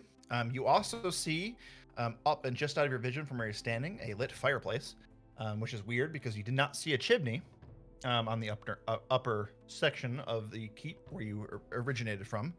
And you can also see, just barely, you'd have to get more details by stepping into the room, but it looks like maybe chairs and maybe a table off to your immediate right through the door. And finally, the path does, or the room does reveal what looks like the starts of some sort of tunnel of sorts up ahead. And you can see, let me double check. I can click your thing and see what you see. Perfect. You can also see just barely, thanks to the various light sources in this room, that there seems to be bars, almost like a jail cell door up ahead. I'm not detecting any diseases or poisons or anything. Currently, no. I look back to Calix and asks if you see any magic. Calix isn't paying attention. He's like looking at Williard and just doing like gimme hand. Yeah, all right. Phoebe, how heavy is a mimic? That's actually a good point. With its final moment snuffed out, it reverts to its normal form. Oh, there goes Bryce from the rip. There goes Nate. Oh, there goes. Oh, everybody's dying. No. Maybe was just Anyways, jump into the room. it reverts to its original form, which is this very alien, purple-skinned bipedal creature. It doesn't look shape-wise too different than the wooden mannequin, honestly.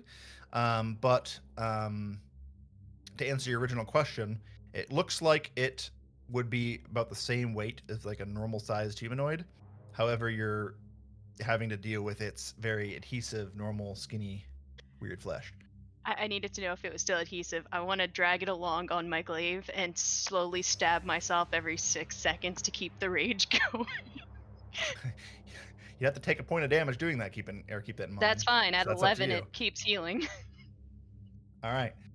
Let's keep that going. You're just pulling along, and this pincushion of a creature is impaling or slashing against your form, keeping your anger going. Anything else from everybody else here? I'm going in. Yeah, You're going into the new room. Yep. I'll give him guidance too as he goes in. Okay. So as you step into the room with guidance, you have that for a minute, Deacon. You see a little bit more of the room. There is that fireplace, like I said, is lit. There's actually chunks of cut logs off to one side, but it looks like a dwindling pile. There is indeed a table here that has some. There's various things spread across it. You see some unlit candles that are mostly completely burnt out. You see plates that have long since decrepit crumbs of whatnot from some sort of meal that was consumed a long, long time ago, but nothing too significant as far as that goes. To your left, you see a door, another door similar to the one you entered through, closed, leading to a room further in, as well as a hallway and leading towards that location I mentioned previously. And now that you're a little bit closer, you can definitely see it looks like to be like a traditional or a classical dungeon cell door up ahead. You can see bars and it's closed. Yeah. Okay, just gonna switch the torch to my main hand in case I need to smack anything with it. Okay. And then I'm going to just kind of slowly make my way further in and see if I can kind of, from a distance, peer in around the corner of some of these near the bar door areas. All right. So are you just like, what's your way forward? Are you investigating, perceiving? Let's go ahead and do. You gotta give me. I'm not doing specifics. stealth with the torch Okay. in my hand. I ain't doing stealth. I will investigate though. All right, so you go investigate. Investigation. All right, the doors you saw. As you progress further, you can see now that the hallways emerge. There's actually multiple cell doors here. You can see you count a total of 4. As you approach the first one you saw, what was your roll? Well, it's gonna be a grand total of 9. Of 9. Okay, you approach the first one, and I'll give you this much. So first of all, it's locked. You don't detect any traps or anything like that. But there is one obvious scene that catches your eye. You don't need any roll really to account for it. But as you approach, looking at that door, you hear a commotion behind you. The source of it would seem that scraping and clanging sounds that was spotted previously. And you turn around and you see through the opposite jail cell door, behind closed bars, one of those rat creatures. And it is manacled, chained, the ends of which embed itself securely into the wall. And it is currently feasting upon some sort of moldy looking bread loaf. And it's mostly completed its meal. If it doesn't seem to have taken notice of me, I just start walking back to the party. I mean, it does. Once you turn around to see it, it looks up towards you, and it's like matted fur. It's got a little bit of crumbs in it, and it just like at you, but it doesn't really attack you. It just threateningly hisses at you in a strange guttural tongue, and then as you begin to back away towards the party, the last thing you see before it breaks your vision is it just goes back to finishing that meal of moldy bread and scuffling along, the chain seemingly the source of the sounds you were hearing. Well, it seems like we've got a live one in there. Live. One of the rats. Prisoning the rats. Well, it looked like something was feeding it, so I mean, maybe it would make sense for them to keep one of their own prisoner if it did something wrong. I would just assume they would kill something like that outright, but I highly doubt that the rats would live in a fine establishment such as this. true, this is a proper setup in here. Perhaps we offer a hand of friendship rather than skulking about. To be honest, at this point, we've made enough of a racket that I don't really see much point in us hiding our presence. So I'll go over to the next door and knock on it. All right, you head over to this door here, and no response. Okay. Then I I will. Having trouble dragging my token here, but these are just all cells on the side. Yeah, you peer towards the direction where Deacon previously scouted. You can see the hallway ahead of you goes down a little ways. You can see 4 jail cell doors, and on the far end of the hallway, another lit torch sconce, slowly burning away, emanating this hallway.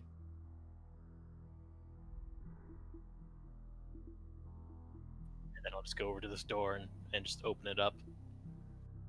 Okay. You head back over to the door you previously knocked on. As a point of order, as you're doing all that. Oh, welcome back, Nate. Calc, Samantia, Williard, what are you guys doing? After I believe Williard was handing the thing back, Calx would return back to just looking around for any sources of magic. Okay. So far, you guys still have your various ritual spells going. It hasn't been a full 10 minutes yet, though you're getting... you're about halfway through, so you haven't detected any more sources of magic. Nor disease, notably. Then while everyone else is distracted, I'm going to sit back down and start ritually casting while they continue their investigation. Okay. Actually, oh shit, never mind. I forget material components. I can't actually cast Identify yet. Correct. That's Yeah. unfortunate. Gotta get drunk with the pearl. Well, All right. I cannot rejoin the server. Looks Okay, like well- the game thinks I'm in there, so. Oh, shit. Yeah, I Yeah. think it does. I might be able to kick you, actually. No! There. kick him while he's down. I kicked you from the world. A kitten has been kicked from the world, it just told me. Oh no! I hope that Monster. didn't cause any further problems, but I don't think... actually, what's weird is you're still... Whatever, Yeah, we'll fix it in still a minute. can't, yeah. I don't think Um, there's much point in checking the other cells. Do we just want to try the door? Yeah, let me try As to... my hand hovers over the handle. Yep, okay. I'm also Hap. refreshing to see if I can fix the game thinking Nate is still in here. That doesn't seem to have helped. Okay, well, Sick. we'll solve that momentarily. Well, we're actually getting... Yeah, anyways. So you open the door, Marcellus. The first thing you notice is there is another... It opens up into another larger room, and you can see another jail cell inside. Its walls aren't working for some reason. I just noticed. That's annoying. Let me just fix that real quick. There we go. And it seems to be emptied, as far as you can tell from here. There's a barrel sitting off to one end of its entrance, and there is another, once again, lit torch sconce that, or at least some sort of light source that you can see is emanating light through here. And you also hear a faint bubbling sound further within. Bubbles here. I'll be brave. Okay. Stepping in to reveal the rest of the room, you find yet another abandoned room. This looks to be some sort of kitchen of sorts. You can see a table where there is various cooking apparatuses and a pile of stuff on it, including scraps of food. None of it looks that much edible.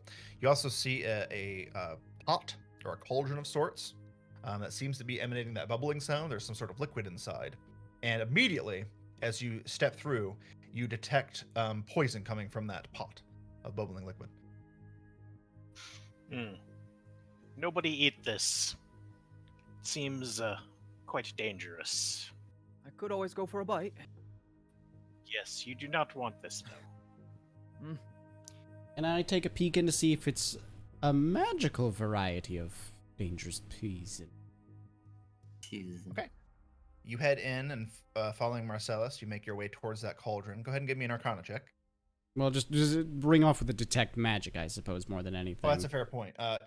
There is not a detect magic ping coming from the cauldron. Okay. But now that you're close enough to look inside, one thing that is noticeable, because it's very present, is 2 actual legit rat corpses that are void of their flesh are just their entire skinless bodies are floating on the surface of this bubbling liquid inside. Hmm. Are there other ingredients visible around? Looking around, you can see, yeah, there's a table that has a bunch of food scraps on it as well.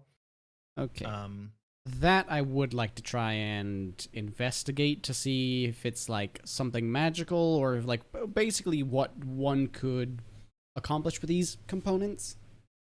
sure, make an investigation check. Investigation. How kind of you, DM. 24. 24. Okay. Not all of this. The materials here seem to be. They seem to be edible in nature. You see various strange ingredients. You see eyeballs from various small critters you can't identify.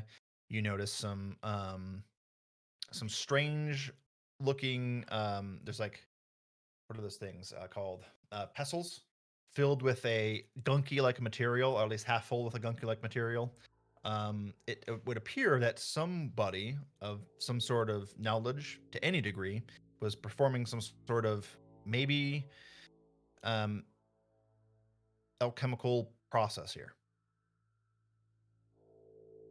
Hmm. I want to like look over. Is Marcellus like watching? I mean, he's right by you. Just like Staring intently. arms just gonna like sweep the contents of all these like components into Calx's bag.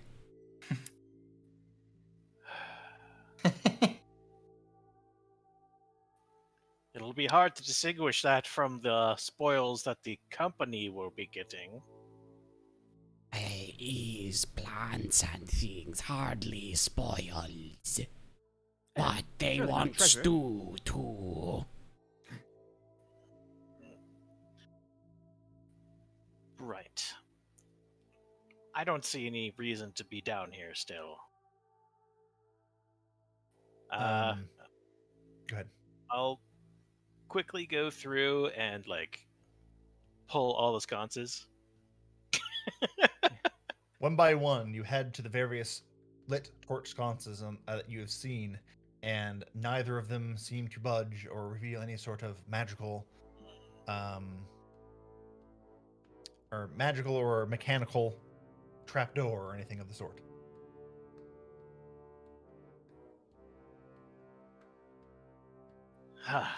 Well, seems as though we're at an impasse here. Perhaps we go back up? There's a fireplace burning behind us, right? Not a fire pit. Amantia, as you're standing nearest where you are, the closest to this scene, your attention is taken, and you look over in the direction of the closed cell where that rat individual inside that Deacon told you about. He is now up against the bars, his little matted furred hands grasping through the snout of his nose protruding through two of the bars inside, looking at you. He calls out, interestingly enough, in common, language you do understand, and he says, Hey, you, save me, you, let me out. Since a minute has passed and my rage has diminished, subsided at this point, yeah. I'm leaving my improv weapon of glaive mimic. I mean, you can, just so you know, you can retrieve your glaive at this point. It just takes a little bit of No, effort, but no. you can get your glaive back. I have a plan as to why I'm Okay. dragging this around. Fair enough. We'll see if it ever comes into play or I get bored. Fair enough. I'm just gonna go walk But, over and like poke at his nose. Yeah, you walk over and you begin poking at his nose here, and he flinches away and he says, No, let me out. You, let me out.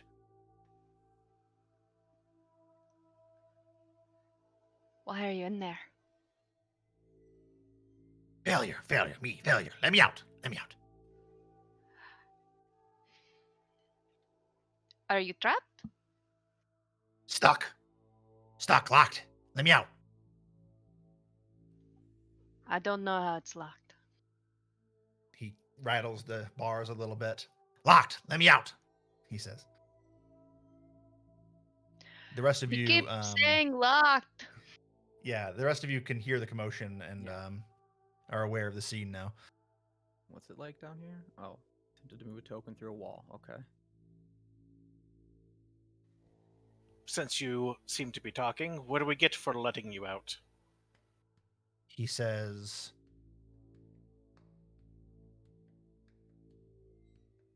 he pulls his nose from the edge and steps away a little bit, and he says,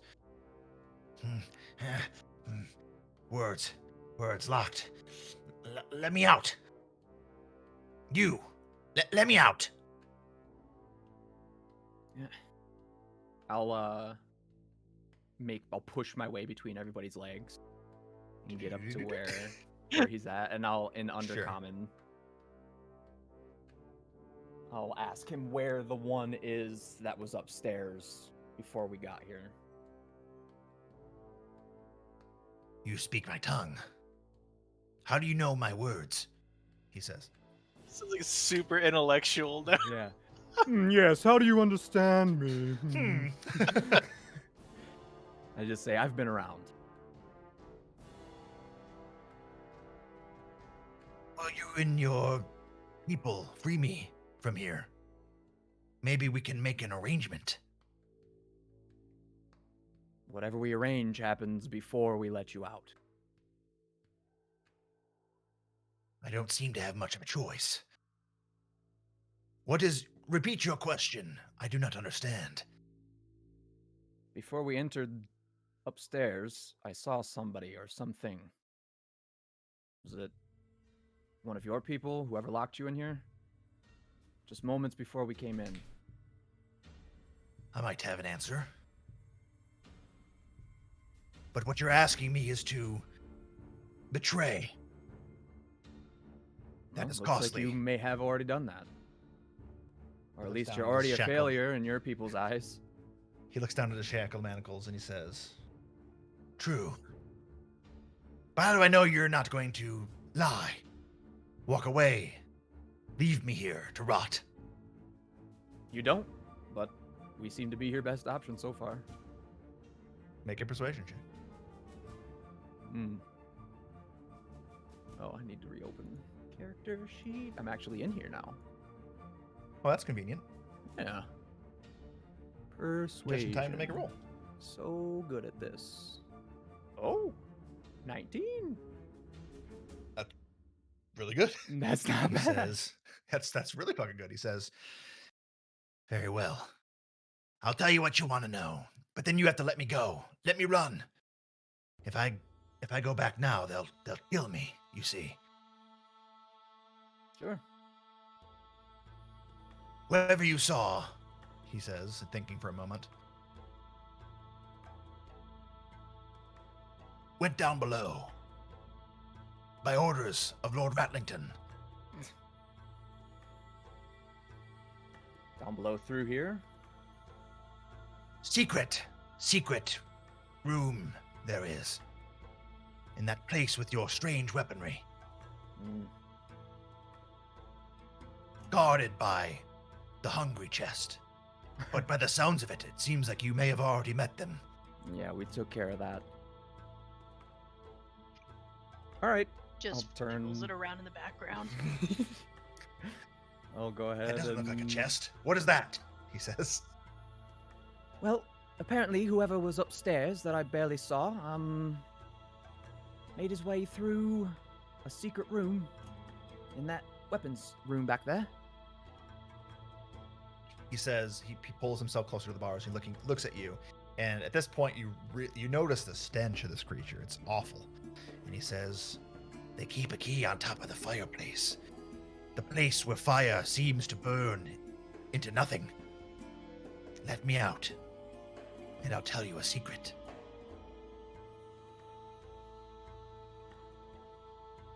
Is he saying that in common or just to me? "No, it's to you in Undercommon." Yeah, like his ability to speak common is very broken, and he Right, doesn't that- seem yeah, I to. Yeah, figured. but as soon as you speak common to him, it's like you're having a normal conversation with him. Okay. I'll shout back to Calx. The key's on the fireplace there, on the mantle. Gonna start like Mm, feeling around. he says he's. You reach Okay, reach go up there, and sure enough, you do find there's something. You slide it down, and there seems to be a large 3-pronged key. ahead. He says he's got another secret for us if we let him out.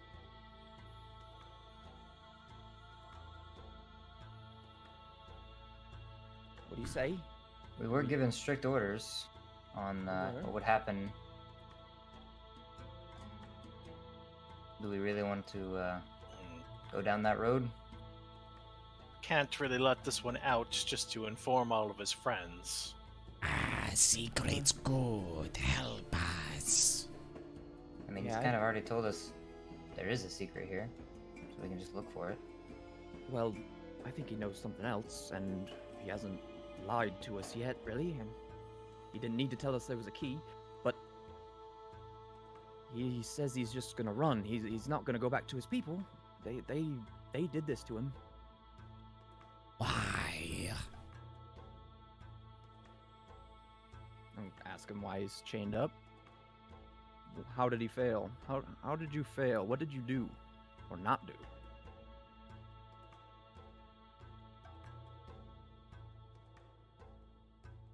I saw one of your people. They were outside of the walls yesterday. When we spotted them, the rest of us gave chase. But apparently one of them survived. Since I was in charge of the defenses, I was put to blame. So Lord Rattlington threw me in here as punishment. And they just plan to keep you here, or are they going to do worse? I do not know. But, well, maybe I do. Hence that secret I talked about. I see you have the key. Let me out. I'll tell you what you want to know.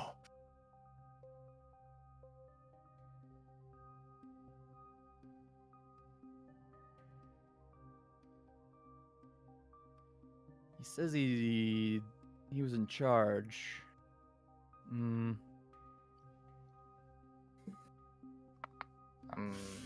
gonna be blunt with you, Wizard. If this guy goes out and he's in charge of something, and he does decide to go back, we could get ambushed by some rats that know a little bit more what they're doing. Okay, Calx is going to kind of like just wiggle his fingers around his head and cast message on Deacon and say, "We can't just let him out, then kill him." I just look over. And no, that's kind of was my plan. If he's honest though, and we let him out, there's a high chance he'll get killed because of all the people we have going on around here. Oh, we're going to keep him safe. Not let anyone kill. Let him out. Gonna hand the key over to Williard. I just kind of keep an eye on you, and I just kind of like Yes, still have. the key. Let me out and I'll give you a secret. I'll tell you everything you want to know. Okay, so is this just the dead end here? I wasn't here when we kind of talked about Yeah, this. yeah, yeah. So, yep, the hallway goes down where you see towards an end where you see a lit torch sconce, and it just slowly lighting the key or the bars of 2 other cells. Okay, yeah, I mean, that was kind of my plan too, so. So, I will go ahead, I'm just going to I'm assuming it's like a normal jail door, typical, put the key in. I'm Yep. just gonna stick the key in and step back and ready an action in case he starts to book it. Yep, I'm also readying a mind sliver. I got like a hand on a I'm dagger holding to up throw the it. mimic. Yeah. The mimic on the other end of your glaive. The rat inside the cage looks to you all suspiciously before reaching out that matted furry paw through the bars into the key. He turns it, and unlocks it, pulls the key out, retracts his hand in, looks at you at all for another few more moments, reaches down, still trying to keep like one eye on you as he unlocks his manacles around his legs, and then slowly pushes open the door. I kind of like move my one arm with the torch out of the way so you can see. It's like, you're out. Right. All right, secret time. Looking over you more intently, he says, Okay.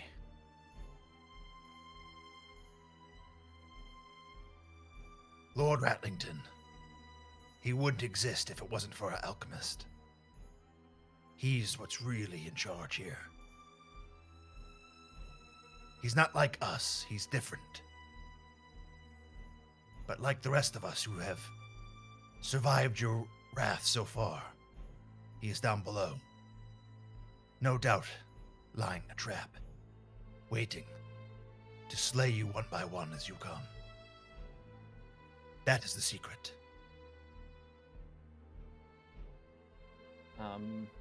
I'll ask, is the fireplace the only way down to where they are? No. As I mentioned, there's a secret in that room of weapons where Oh, right, that's what I the meant. chest Yeah, was. yeah, I can show you. that's what I meant. Is that secret way the only way down? "Oh yeah. As far as I know. Yes. Okay, I'll relay that to everyone, and I will start backing up and stand in the way of the stairs here, I'll go back over there too. Okay. and just continue to hold. I'll actually stand like right on the stairs in case we want to cram in here. All right, you Shove all kind back- of pull off away from the jail cell door, and I'm assuming he's following with us. he is. I'm He not is. going to leave him behind. Okay. So he follows you, and he did you or yeah. So he will go into that side room. As you all follow, he that one lone barrel in the corner here, he slides it out of the way, and when he does so, he reaches his hand up like near the floor, near where the floor meets the wall. He's feeling around for something, and then you hear a click, and you watch as the wall just slides over. And as you all enter into the room to see what the commotion is, Yeah. I keep forgetting I can you just be under reveal, people. yeah, you reveal that there is a secret door that has been opened as the sliding wall has revealed another staircase descending down that goes down about 10 feet or so before turning to a left direction, further deeper into the keep. That is. He says, They will try to kill you now, but I will flee. Sorry, buddy, but time is money, and we do have our orders. And I will go ahead and just, my hand's still on the dagger, just not give him a chance to move. I will go for a strike at the back of his head. okay, I'm not going to roll initiative here. I mean, he's at such a We're significant surrounded. disadvantage. Yeah. And he has 7 HP. The last thing you hear him say in common is, Plague take you! as you drive the dagger into his back, Yeah. murdering him. T-Bark, yes. And the path below the dungeon lies ahead, further into the depths of Cainhorn awaits you. And we'll pick up there in 2 weeks. No, let's go another Maybe. 4 hours. Yeah, if Man, I'm only. having a lot of fucking fun with this. That This was, is a like I good, said, that was proper a little fun, that was exploration. that was the best fucking mimic fight I've ever ran. That was so much fun. Just imagine if we'd Alright. done the barrel at him instead. Oh man. All right. But yes, So there's a 7 whole more rounds? other there's a whole other section of dungeon for you guys, Sick. awaiting you in 2 weeks.